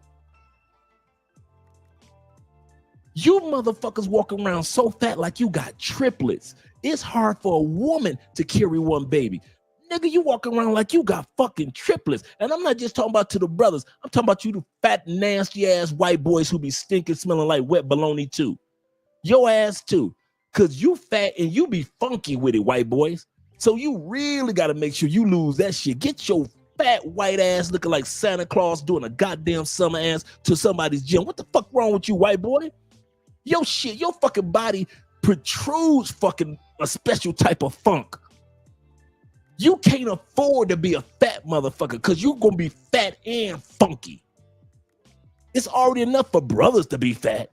But if you're a white boy, your shit reeks. I don't know if other white people tell you funky, but I'm going to tell you, as your friend, you motherfucking fat white boys, always funky. Always. Ain't enough cologne on the planet. Ain't no enough deodorant for you fat motherfuckers to put on. Y'all always stinky. Always smelly at work, at home, in church, at the grocery store. You fat white motherfuckers always got a smell coming y'all way. It ain't, you motherfuckers cannot smoke cigarettes. You don't smoke weed. You don't drink. You could be a fucking vegetarian. And fat ass white boys, y'all still stink. Y'all fucking stink. I don't know if anybody ever told y'all ass. I'm gonna be your boy. I'm your boy. I'm talking straight barbershop talk. We're in the pool hall. White boys, y'all stink too. Y'all fucking stink. Latin dudes. Oh, y'all think I want to go say shit about y'all asses? Please. That's why we come over to y'all country and we can fuck y'all women. Because y'all fat asses. Y'all just make it so easy to come for somebody to come and fuck y'all women. I'll never forget this. You know what they say about what Colombian women say about Colombian men? Y'all ready? They say Colombian men built like fucking Bugs Bunny. No chest, all stomach. This is what Colombian women say about y'all. And I bet you Dominican women say the same thing about they men and the same thing that women say in Puerto Rico. Y'all all built like motherfucking Bugs Bunny. No chest, all stomach. You beer gut having motherfuckers. And you think just because you Latin and you can do some salsa and shit that you still gonna be getting put, get the fuck out of here.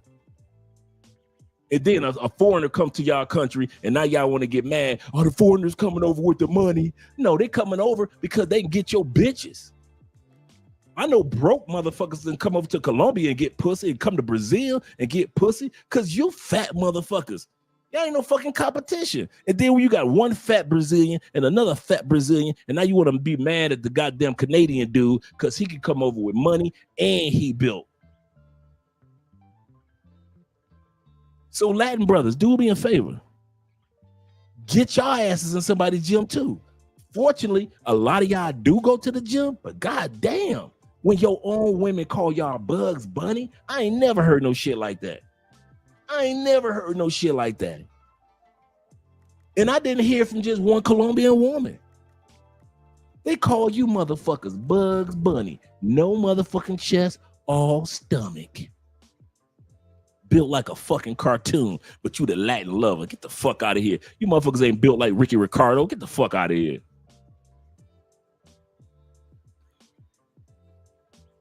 No wonder y'all gotta beat on y'all women to keep them around. Shit, they don't want to be around your fat asses no more.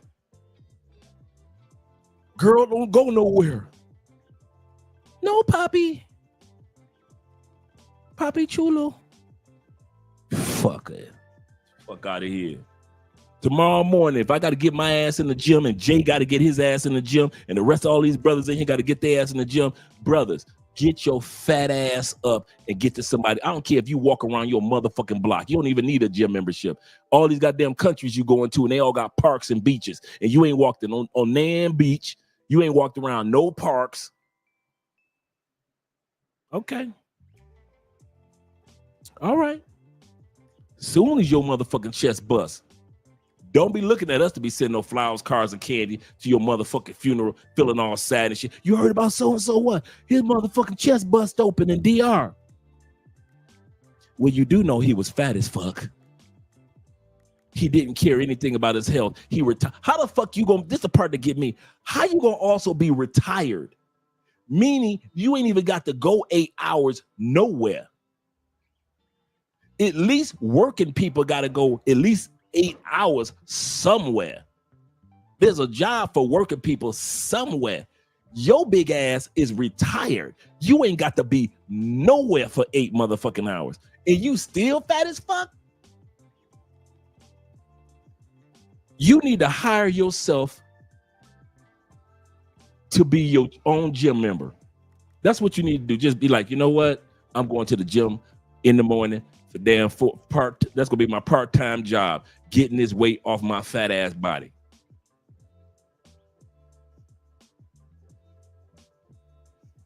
I'm serious. Some of us brothers be getting my goddamn truck testing my shocks. You just be getting my truck just testing the goddamn shocks. Yeah, I wonder why I got a truck.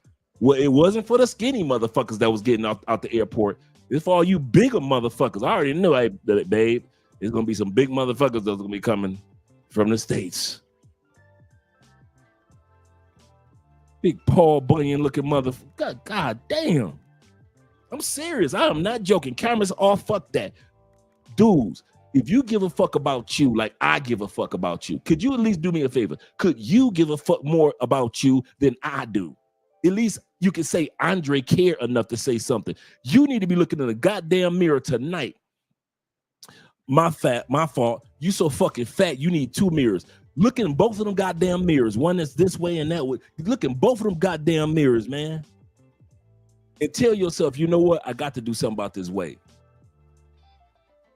I can't be walking around here. I got to do pay for play. I can't be popping these Viagra's for life. And the crazy part is when it comes to weight loss and sex life, your sex drive will go into fucking overdrive because of the blood flow that's going through your body now. Because you're eating healthier. The blood flow is different. Now you fucking the dog shit out of females. You ain't fucked the dog shit out of females since you was in college playing football. Well, I'm cornbread fed. You damn right. Your fat ass was cornbread fed. You right. That's exactly what you are. Motherfucking cornbread fed. Because that's all look like they fed your ass. Cornbread. And I'm serious. These are no jokes. I'm serious, man. For us as men, we got to start taking care of our health. Fuck what women are doing. We're going to finish this video and enjoy that. But all you fat motherfuckers out there, boy, you think I'm talking crazy now? If I look better than you do, once I hit 60 in 3 years, oh, the shit talking will truly commence then. You got dudes like Taylor Made Dreams, 62, 63 years old. Have you guys watched all that weight Taylor Made Dreams have lost since he went to Thailand? Stop fucking around with all them fat ass friends he had in DR. Moved to Thailand and saw all them slim people and said, you know what, fuck this. And he just started walking. Now he doing his push-ups. He said, I'm up to 250 push-ups a day. For a dude that's 63 years old, walking 5 miles and doing 250 push-ups every day at 63, and your fat ass can't even do it, and you 33? You can't walk 5 miles at 33, 37, 42, and your fat ass damn sure can't do no 300 push-ups or 250 push-ups. You can't even get to 25 in a week. Somebody ask your ass to show videos of your ass doing push-ups in a week. Your big ass can't do 25 push-ups in a week. But because you got a few dollars in your pocket, you the shit.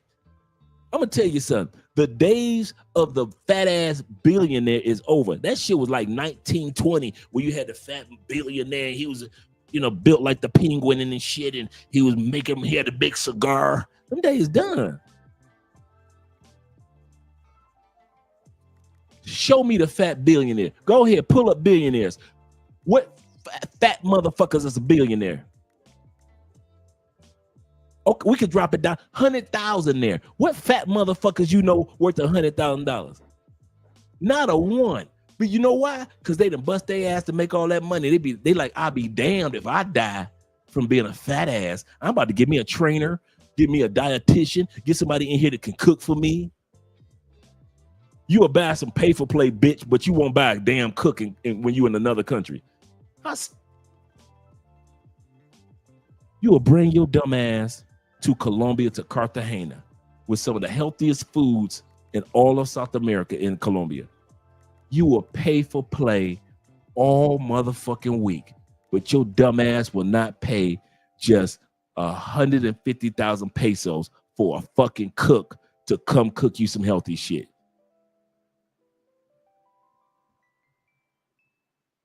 But you drinking, smoking cigars all weekend and eating Kentucky Fried Chicken. And wonder why I ain't walking next to you or standing next to you on a photo. Get the fuck out of here. And if the shoe was on the other foot, I would say the same thing to myself. So don't just think I'm talking shit just to be talking shit. I tell myself this every morning. Dre, get your ass up. Get the fuck up. Get up. We got work to do. We got work to do. We ain't got no time to be sitting around, lay around. Get the fuck up. Get your big ass up, boy. Let's go. I've been dropping this weight like crazy.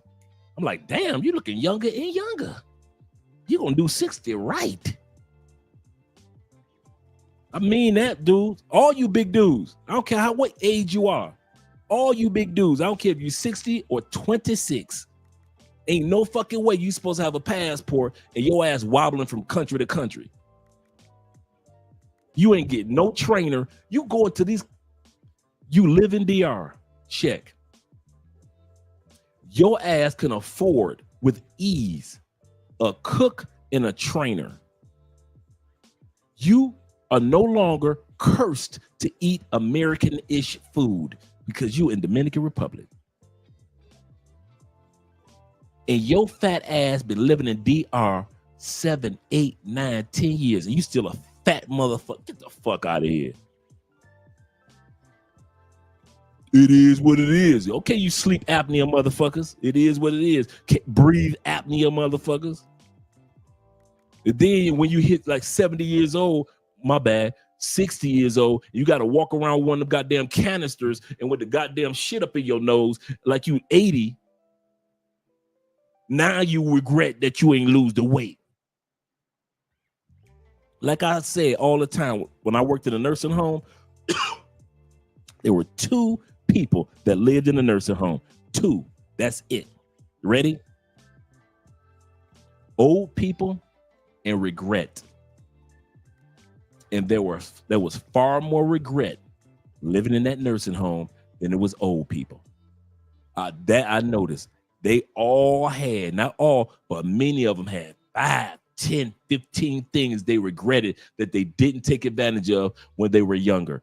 One of the top ones was They didn't take care of their health, and they could have done it all the way up into their 60s. Now they're in their 80s, and their body is telling them, you might as well sit your fat ass down somewhere. You about to die in about 3 years. They are all type of medication and pills and shit. And I'm not talking about vitamins. I'm talking about like pills that you gotta have for the rest of your life, just because they didn't take care of their health and their diet, and they didn't start drinking water. Some of you motherfuckers ain't drunk water in 15 fucking years. What the fuck is wrong with you? Really? You just don't like you, do you? Don't like you. Yes, I do. No, don't look at your fucking wallet and think that you like you. Some dudes think they like themselves because they made money. You think because you retired and you made some money, you must really like you. But if you just look at yourself in a goddamn bathroom with no clothes on, you are telling yourself you give less than a fuck about you. But you think because your bank account is good and your kids are happy and they were raised right, that you could treat yourself like shit. Your kids feeling good. Your ex-wife doing good. You bought yourself a house. But when it comes to loving you, you treat yourself like shit. You treat yourself like pure B, 100% unadulterated, no artificial colorants or flavoring, no meat byproduct, bullshit. That's how you treat yourself. And I mean that. Now, some dude's gonna look back at this live stream and like, man, fuck Andre, fuck what he talking. I'm still fuck. No, I'm gonna start at the beginning of the year. I'm gonna wait till the beginning of the year. You sit up there like the green eggs and like the Grinch and shit with the goddamn the roast beast. You be eating roast beast and shit. Like you goddamn Fred Flintstone eating motherfucker, brontosaurus burger loving motherfucker. Goddamn shame. And wonder why you gotta pay for pussy. Hell yeah, you need to pay for pussy. You gotta pay extra to get your dick sucked. Hell yeah, you gotta pay extra to get that dick sucked. Ain't no bitch gonna be crawling up under that big ass belly for free. Bruh, crawling up under your big ass is like a mechanic crawling up under a car. You gonna have to pay. I'm gonna say that again. When a female crawl up under your big ass, that's like a mechanic crawling his ass up under a goddamn big ass SUV. You gonna have to pay. Don't be surprised. No. Well, there's some women out there that like, dude, it ain't enough women in South America that like big motherfuckers that look like they about to die in 3 years. It ain't. I like young girls. Dude, you might like young girls, but you're gonna be paying for that young girl to like you. I'm gonna say that again. You might like young girls, 25, 35, 31. But your ass gonna have to pay for that young girl to like you. Why? Because she don't like your big ass. What the fuck wrong with you?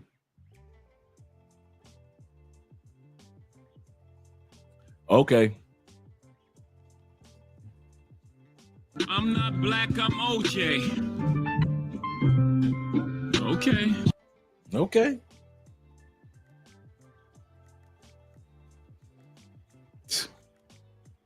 Let's get back to the video. Fat motherfuckers. Back, even when I was. Then you want to criticize the sisters back in the States for being overweight, and you bring your sloppy ass down to South America looking like a piece of fucking shit.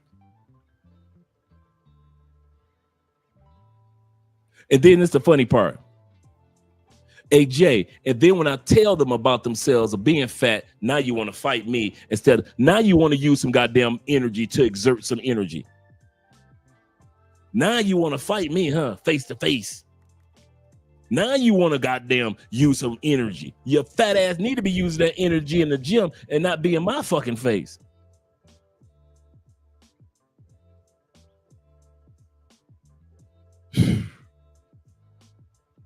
Man, that being older and out of shape shit, that's for the birds.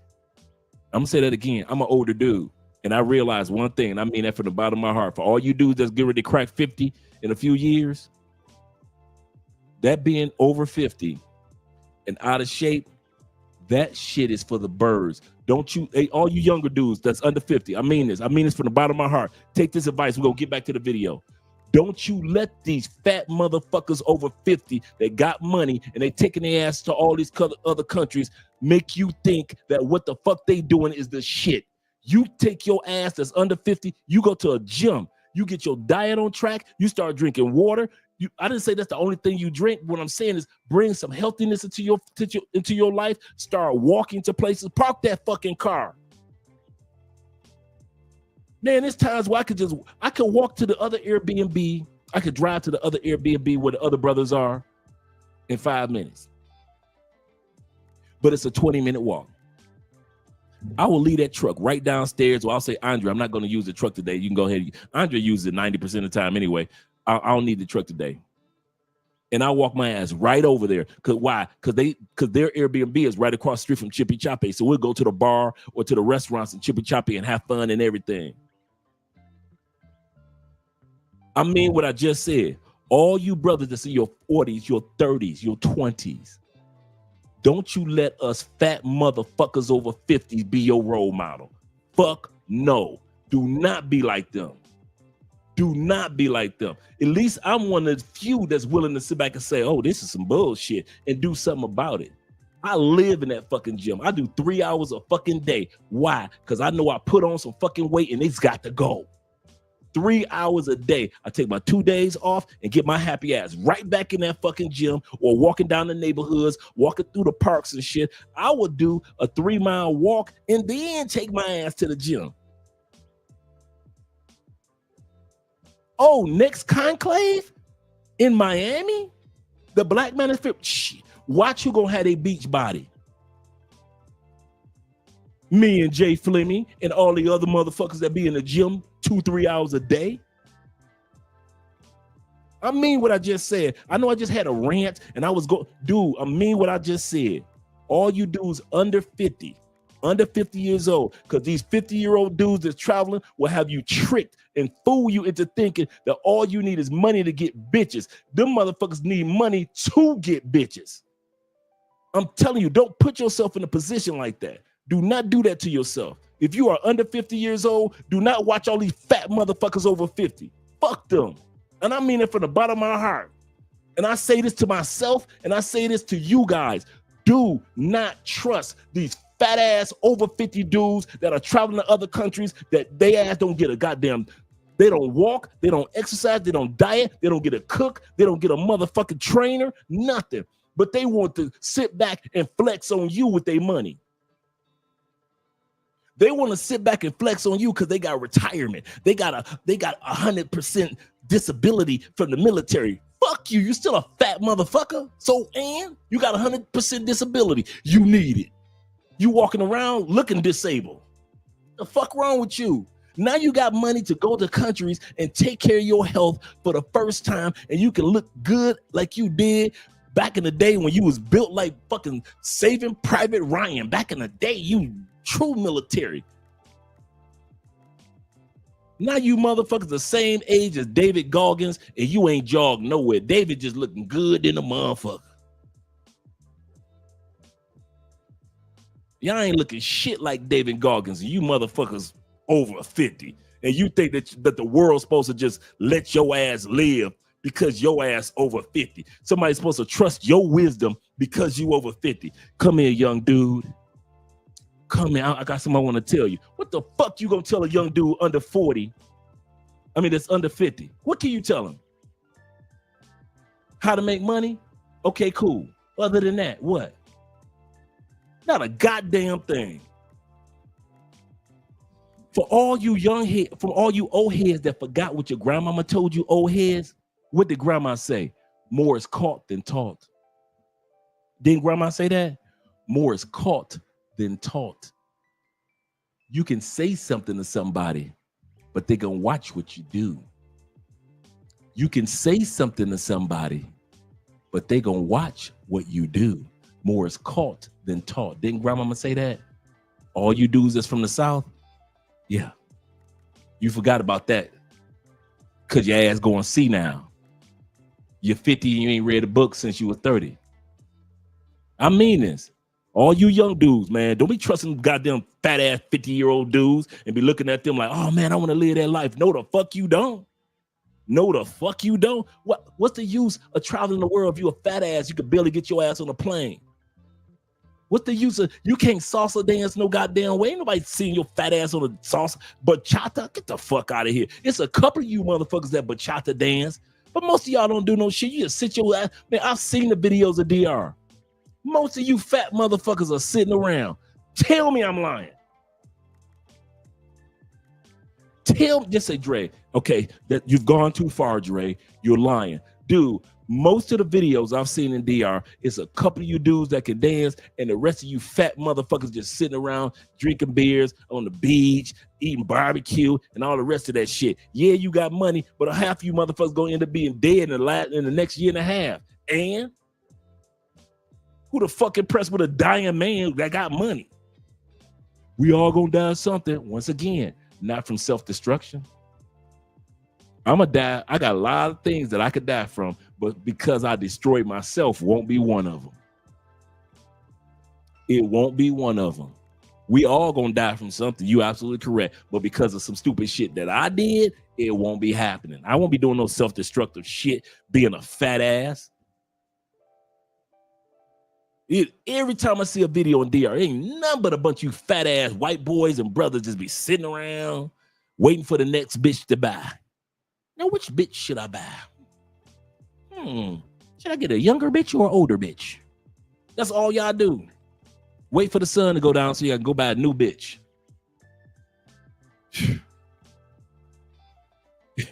Woo.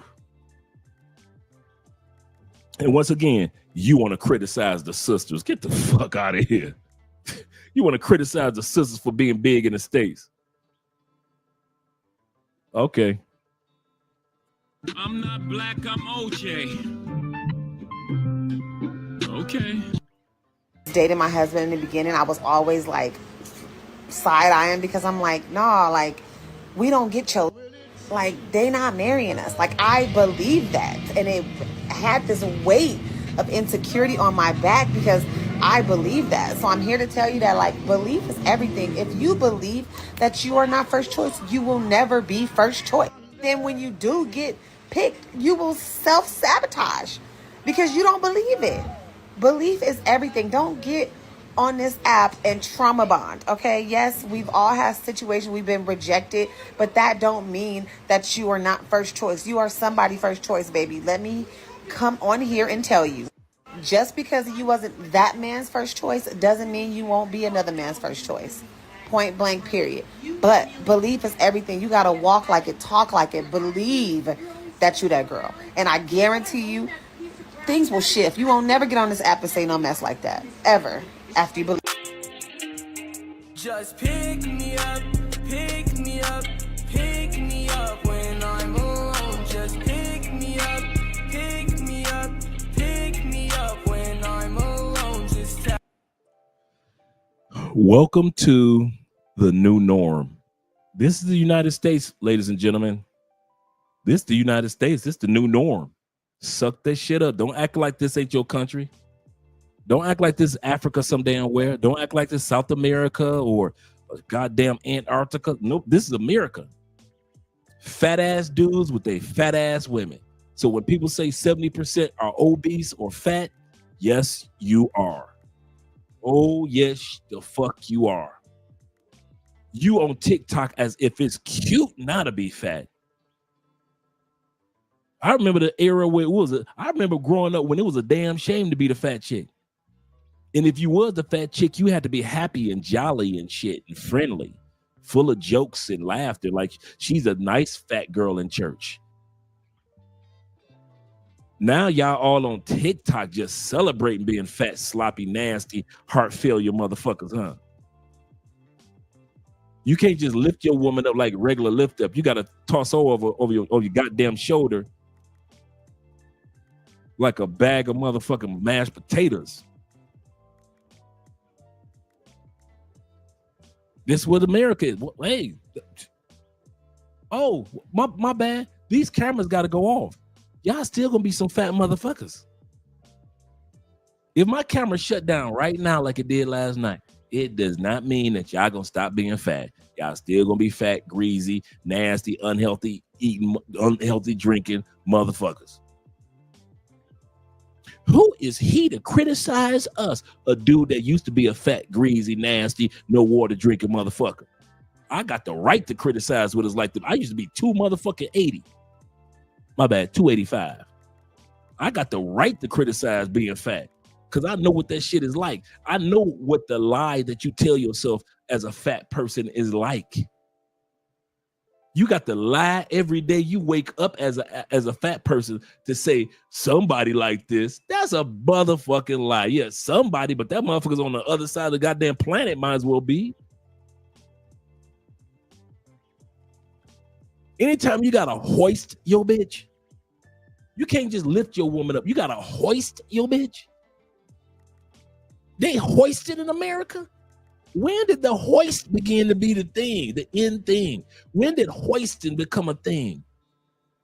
You motherfuckers hoisting bitches? You mean you got to pick a bitch up and hope your shoulder's still strong? You hoisting bitches? You damn sure got to hurl her ass to get off you. You hoisting and hurling bitches, huh? That's what they doing in America. They hoist them and they hurl bitches. Okay. I'm just trying to be sure. These are the people at the Diddy party, huh? Well, these people were invited to the Diddy party. You go to the Diddy party, you gotta hoist a bitch and then hurl a bitch on the bed. Okay. You hoisting and hurling bitches. 70% fat motherfuckers. You think anybody else around the world, they talking about y'all. Everything I'm saying tonight, don't worry. The women around the world are saying the same shit about us behind our backs. If you think that Colombian women, as hard as they stay in the gym, are not talking about your fat ass, you crazy. If you think them fine ass Venezuelans and the fine ass Brazilians that keep their ass in the gym are not talking about our fat asses, you crazy. If you think them people in Thailand, Malaysia, China, and Japan are not talking about our fat asses when they giving us massages and shit, you motherfucking crazy. I ain't saying nothing that them people in other countries ain't saying behind your motherfucking back when you give them that money. Thank you very much, you fat motherfucker. You big fat motherfucker. Yeah, you gotta hoist the bitch. When did hoisting become the end thing in the States? God damn. Let's get back to the hoist Olympics. Shit.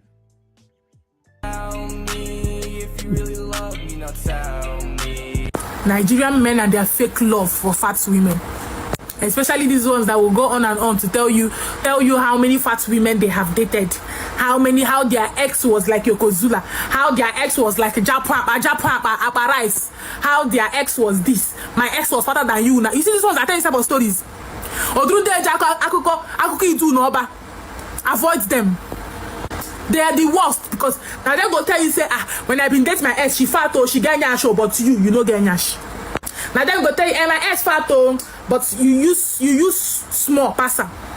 Now they go tell you say my ex been get body that time now, but she dey write me well. I don't know, Sha, maybe fat they different. I say you go they collect them back to back. You go they collect body shaming back to back. When you see real men, I'm not saying there are no men that love fat women, but when you see men that love fat women, you're gonna know. There is this peace that comes with being with such men. You're not gonna hide anything.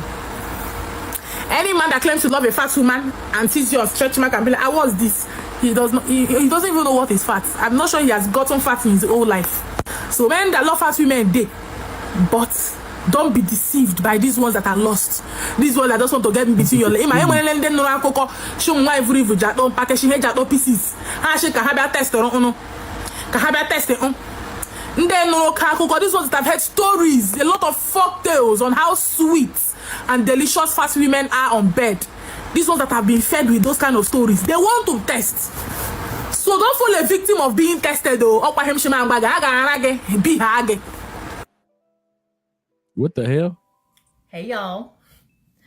I have been thinking about this for a long time and I finally felt like it was time for me to put this message out there. Being fat is what makes Black women look old. I said it. I know I'm going to catch some heat for it, but it doesn't matter because it's the truth. Some of us are interested in dating white men. Some of us are interested in dating outside of our race in general. Asian, Latino, white men from other cultures, maybe even dating outside of our culture, meaning dating a black man, but from a different culture. There's a whole world of men out there, ladies. Don't just limit yourself just to one. But I say all that to say this. If we genuinely want to open ourselves up to men, quality men from other cultures, we have to lose the weight. Is she lying? Is she lying?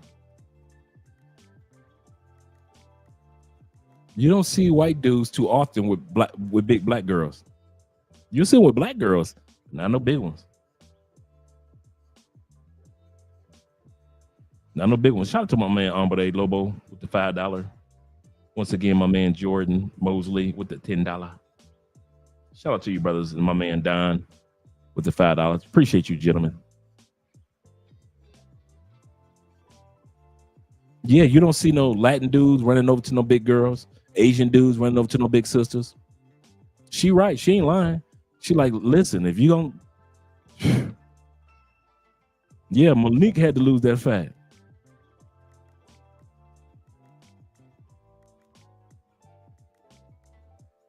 Because a lot of times, this is for me. This is Andre. I'm not naive. I'm old enough to not be naive about how I need a person to look at a certain age of their life. When my wife hits 40 in 10 years, I need her to be 40 and fit. See, I don't use my imagination like I need her to look like she does right now. No, I need her to look like a 40-year-old woman, but I need her to be fit or healthy or feel good about her health. Andre gets up every morning. Andre can be dead beat to the world tired. She gets up in the morning, she pulls the juicer machine out, and she juices us the carrot. What is it? She put in there carrot and the ginger and the cucumber and the celery sticks. It's like one or two other things that she puts off, and she gives us. She does the juicing every day religiously. You know why? Because she cares about her health and she cares about being healthy for herself and her family. I go to the gym not just because I can look good in the suit. I go to the gym because I want to be healthy for my future family as well as my current family. I could pass on tomorrow, but at least I'm gonna give myself a fighting chance of having a healthy body. So this sister was right. Most cultures, if sisters want to divest, that's another reason why when sisters be talking about divesting, yeah, I'm gonna divest. Yes, fine ass sisters can divest. The 70% that's fat, you ain't got to worry about them. You gonna keep all the fat. All you brothers, all you Umars can keep all the fat chicks you want, because you ain't never got to worry about no Latin or Asian or white dudes messing with your chicks. Every blue moon you see a white boy with a big sister, but most of the time, hell no.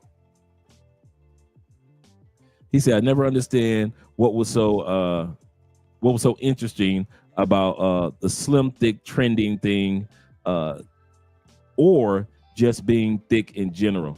We use that term thick to justify women being fat. Man, she ain't fat, dog. She thick. She ain't thick with it, dog. She ain't thick. And then you go to other countries and you see what thick is. Because when you see thick in the other countries, the only thing thick about them is a thigh and an ass. Ain't nothing about their ankles, calves, neck, head, hands, feet. None of that is thick. I stay in the gym and I see chicks waistlines that big and ass just flat out, nice sized thighs, ankles small as can be, nice sized calves, hands ain't swollen, feet ain't swollen, face ain't swollen, neck ain't swollen, none of that. If you want to call thick, you need to bring your ass to South America and see what real thick is. Not that fat as fuck that we call thick in the States. That's fucking fat. And a lot of times we call chicks thick in the States because they look good in jeans. But you can't, in other words, you can't see her cellulite all plop out. But as soon as she take them jeans off, you be like, God damn. I thought she was thick. This bitch is fat.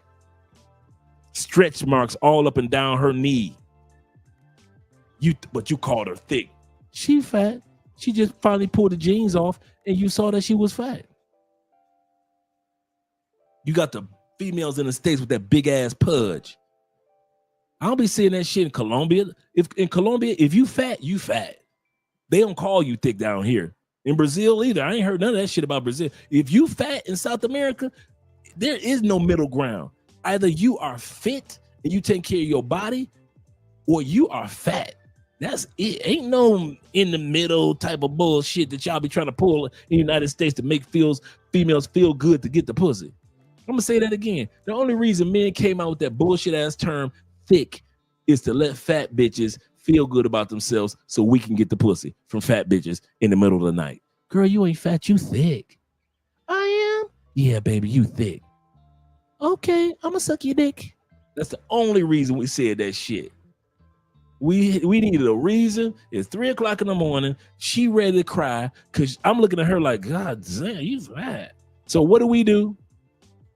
We call them thick. And we the only countries that say that stupid shit. Fuck out of here. It's like if you speak about weight. So if I say I don't want, I'm glad you like to come there. You're gonna start getting pushback.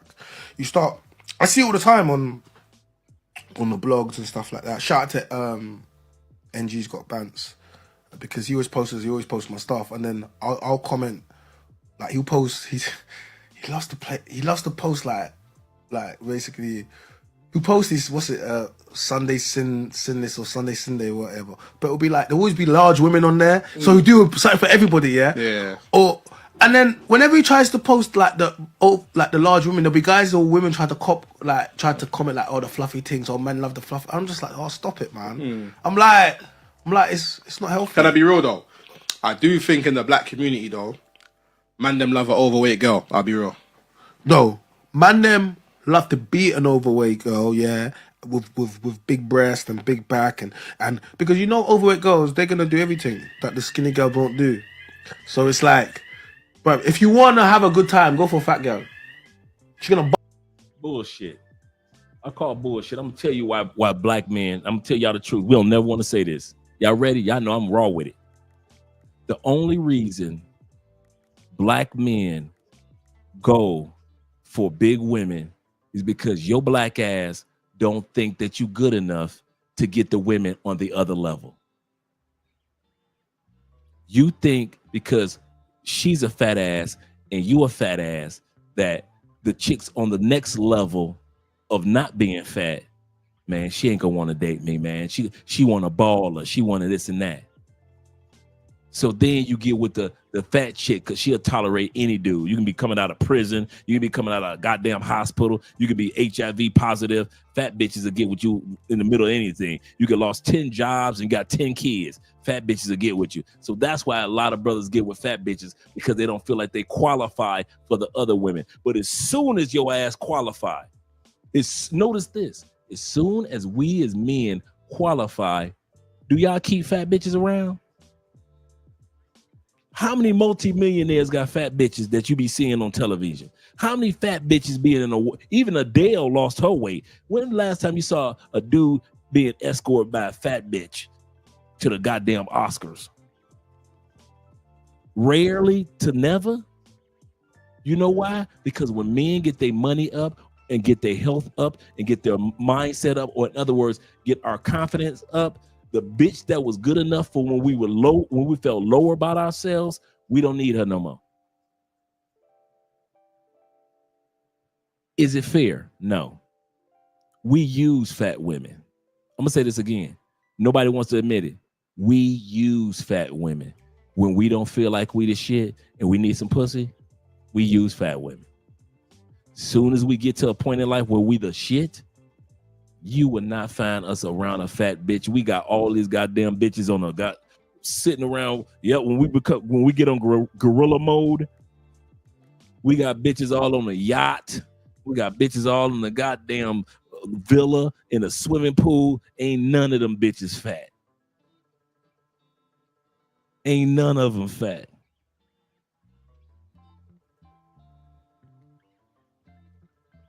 Soon as we even lose weight, we may have a fat woman. Soon as we lose weight, we looking at like, she did do those 3 years with me when I was in jail, but that was 7 years ago. I'm gonna leave this bitch. Shout out to my man Real World in the building. 180. 180 and 5'1". That's the only reason men get with big dude. You don't be seeing no dudes with no money. Okay, when last time you saw when they show all the wives on the side of the football field, you saw a dude with a fat wife in the NFL? Unless he was like a big ass lineman type of shit. Yeah, them niggas they fat as fuck, so they gonna get them a fat wife. I'm talking about just the fucking that's making the real money in the NFL. You don't see no fat wife over there. What about NBA? When they paying and let's show their wives, Kobe and LeBron, any fat ass wives over there? None. You don't see none? Okay, gotta be somebody in the NHL. They got fat wives, white boys. White boys. Do you see any white boys when they paying toward the wives? Ain't no fat ass wives in the NHL. What about the Major League Baseball? It's gotta be that. Gotta be. MLB, come on now. They paying toward their wives, any fat bitches. So when men get to a point of confidence, whether it be economic or whether it be physical or whether it be just mental confidence, okay. You rarely even see most church pastors of mega churches. And I'm gonna say this again, not no regular ass church in our neighborhood. I'm talking about mega churches. They got 3, 4, 5, 6, 10, 15,000, 60,000 members. Do they got fat wives? They don't. Oh, she know to get her big ass in the church before he cheat. Get her ass in the gym. The church, the first mother, even first mothers know the bigger the church get, she better get her ass in the gym.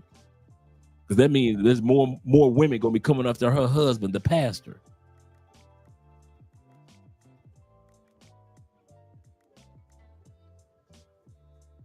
Men use big girls. It ain't right. I'm not saying it's right, but let's be honest.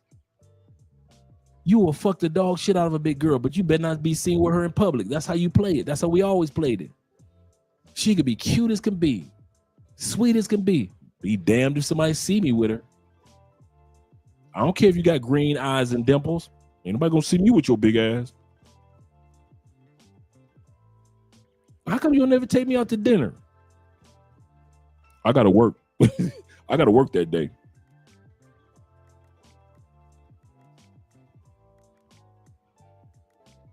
Let's go back to the video.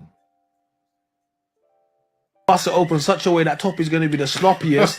Blood, are you right? She's going to suck it from the back, blood. It's going to be crazy. You're gonna. The reason I'm saying this is because.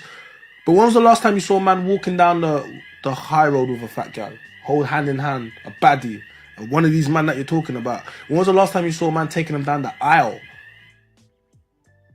Thank you. I've seen man taking them into the whip at the end of a night. Yeah.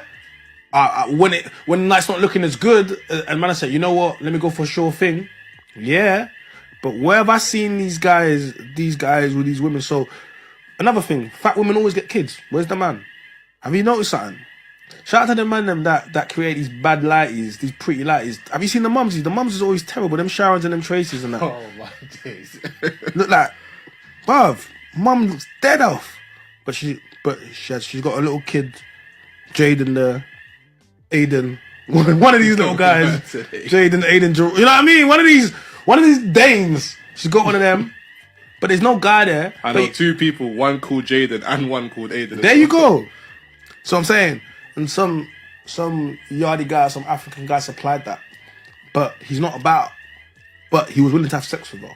And you think girls that like obese or overweight ever terminate? No, are you nuts? Yeah. Bruv, who was stupid enough to get them pregnant in the first place? You're about to take that L, and because you don't want to have a fat baby mom, you dip out. And this is that's a pandemic, bro. That's the real pandemic. Man, them beating these fat things, breeding them up and kicking out, leaving Jadens and Aidens. Shout out, brother. Hey, God.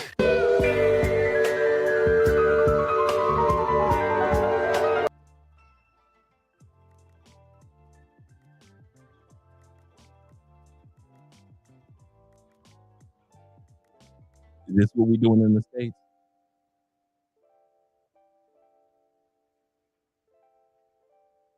So this what we doing. So this what y'all doing in the States. Oh no, y'all gonna look at it. 70%. That's 70% right there. You don't know my name. That's 70% right there. Oh, don't act like that's not stateside. Y'all showing all the emojis and everything as if this is not stateside. This stateside. He said, but it's so warm and cuddly.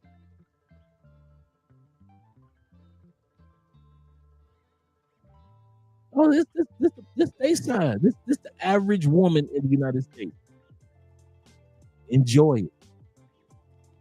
There is nothing that's kind of like messed up about her body at all. She's the average woman that you do smash. You can't tell. Y'all can quit acting like you ain't got no fat ass woman in y'all phone that y'all be creeping with late in the midnight hour. This y'all. This y'all. Let me let it roll for a minute. Look at that. Look at that. That's y'all. That's y'all.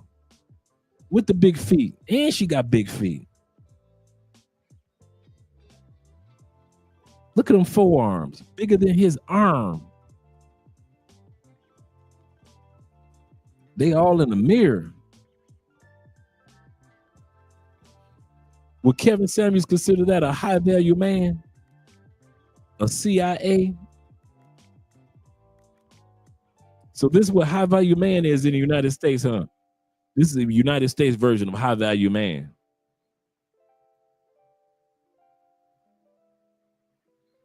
You got at least one in your phone.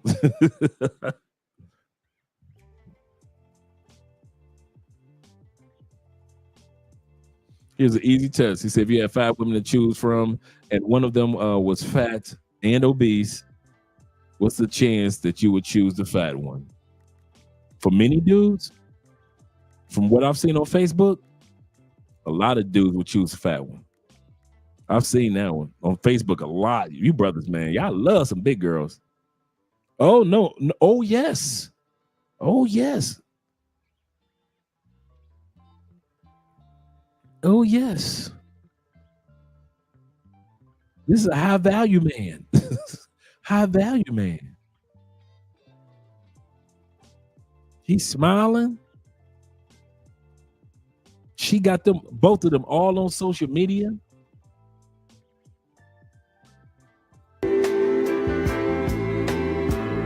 Oh, he just kissed her hand. He just kissed her hand. I ain't mad at you, bruh. Go ahead, sis. Hoo, hoo, hoo.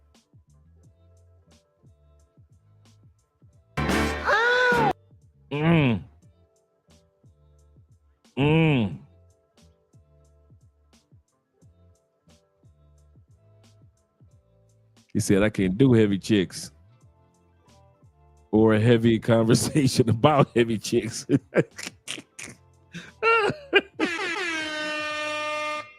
Bro in love.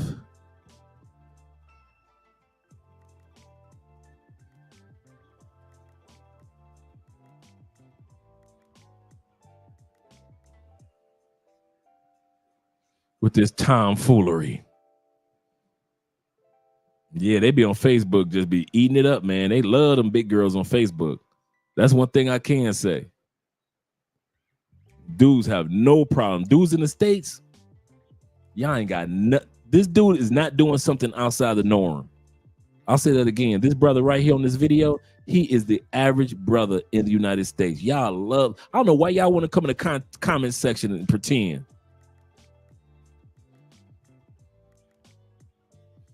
Y'all want to come into the comment section, pretend like y'all ain't smashing big chicks on the low. On the low, the Lizzo, on the Lizzo. Because I feel like there are men out there that, okay, we're going back to get them pregnant. Don't care about the size, and there are men out there that specifically go for bigger girls. There are men out there that even are feeders. They purposely feed women. Men don't like fat women. I get it. Obviously, being fat is not in society is not deemed as being attractive. But however, I don't think it's fair to say what percent of guys. I don't know statistics. So no, I'm saying like, come on. Let's just be real for a second. Yeah, I'm being very real. Let's be real. What percent of guys is that common? Men to be like this is what girls always do. It's every time we make a point that's for the men and that makes sense. We have to bring up the exception. If that was the case, then you would see the men with the most options, the most handsome men and the most rich men with fat chicks, but they're not.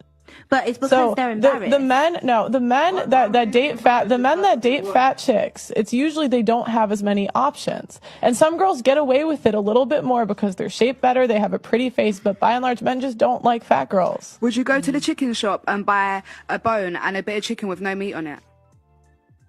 Would you go to the chicken shop and ask for a side breast with no meat, just a side breast? They might like ass and boobs, but they don't want a gut. That's like asking me for like chicken back. Yes, I do. But then you got all these men nowadays. Do you go to the chicken shop? Chicken back to chicken breast. Do you go to the chicken shop to buy chicken with no meat on it? No, you don't. You want some meat on your chicken. Okay, It's amazing how women are trying to talk. You got the men in the back ain't said a damn word.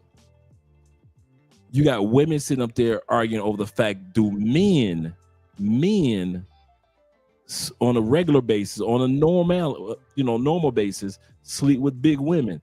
Fuck no.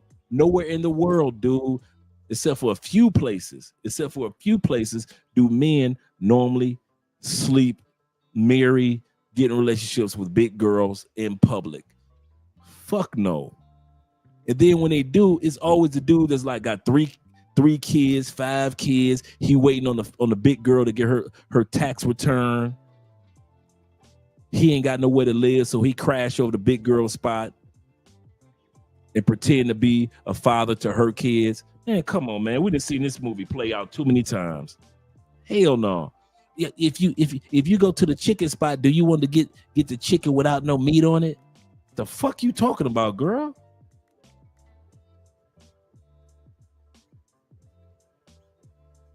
Yeah, man, I don't know what she talking about. And the men sitting in the back ain't saying nothing like little. Let's ask the men. That comparison makes no sense. The young women of this generation, they think they know what men want, and they say it with such conviction. Yeah. But you just need to listen and ask a bit more, because there's men in the room, there's men within your lives. You can't truly say you know what a man wants, because quite clearly in almost every time you've been wrong. So no. And we only base it off of what men say, because men are the ones online. Men are the ones online going, I like my girls BBW. Okay. Let's. Do you think it's any validity that these are all random dudes that I barely know?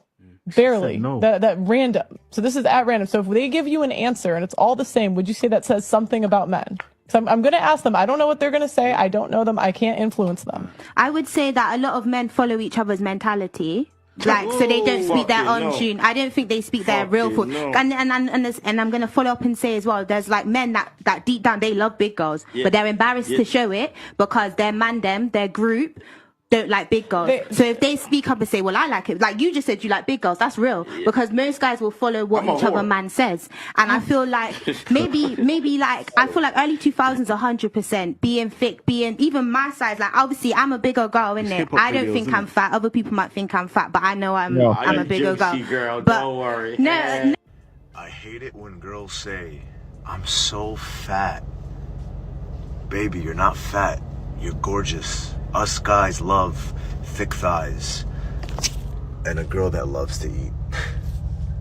Type of men that love fat women are like gym bros. I don't know why this is a thing. So the gym bro thing is real. And I think something people have to remember is that gym bros weren't always gym bros. A lot of them started off as scrawny or overweight and they wanted to improve themselves. That's why they're all a bunch of nerds. The gym bros are nerds. They're nerds about fitness. They science the crap out of their fitness and their nutrition, and they are really into comic books and, you know, all the typical nerdy things like video games and all that stuff. So it's not actually the meatheads that we think. I mean, some of them might behave like a gym bro, like the typical stereotype, but I think that a lot of them are nerds. So I think we have to reconceptualize what a gym bro kind of dude is. They're not a monolith. Like, they all have different opinions and experiences and all that stuff, and a lot of them have a sensitivity towards looking less conventionally attractive. Like, they're not gonna pour pig's blood on you, you know what I mean? But there's also a theory out there about how gym bros were always attracted to bigger women or curvier women,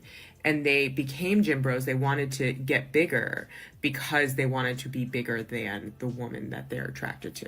And I think that might have some merit. I don't know. That I can see that. The person I saw posit this is in fact a gym goer. Like, he's a gym guy. So maybe he's talked to enough men to feel like that's true. I know. I want to get your opinion on this because I see the combination quite often in real life where there's an overweight woman with like a really skinny guy. And I've even heard some skinny guys like saying they love their woman like that. Like, do you think that there is just a select like kind of niche of men that do really like this look and they're into it? Or no? You think it's a total lie? I think it's a cope. You think so? I think it's guys getting what they can get. Yeah. But ideally, and again, we're not talking about somebody who might have, 5, 10, 20 pounds to lose to get to a healthy weight. I'm referring to somebody who would be considered medically obese. Right. And what I guess my point is that maybe there's this tiny percentage of men that would find that attractive because it's almost a fetish. But as far as you're generalizing men, most men are not attracted to obese women. And that is the end of the video portion. And gentlemen, if you like big girls, so be it. Nobody's hating on you. I mean, you're in the right country for it too. But as for the rest of us, no, that's not gonna happen. Shout out to my man Lawrence, showing love for the stream. Yeah, Lawrence, I'm with you, man. The big girls, that's not happening. That's not happening. Man, that's crazy. He said, when I was working corporate office, then women were so damn big, I couldn't believe my eyes. Yeah, because they be sitting in them chairs in an air-conditioned office all day long. Yeah, man. Yeah, leave us nerds alone, for real. But yeah, let me let you guys enjoy the Cowgirls for the rest of the evening. And I'll be seeing you guys on either Wednesday or Thursday. Depends on if me and the fellas go hang out at the movies. Let's get these Cowgirls in.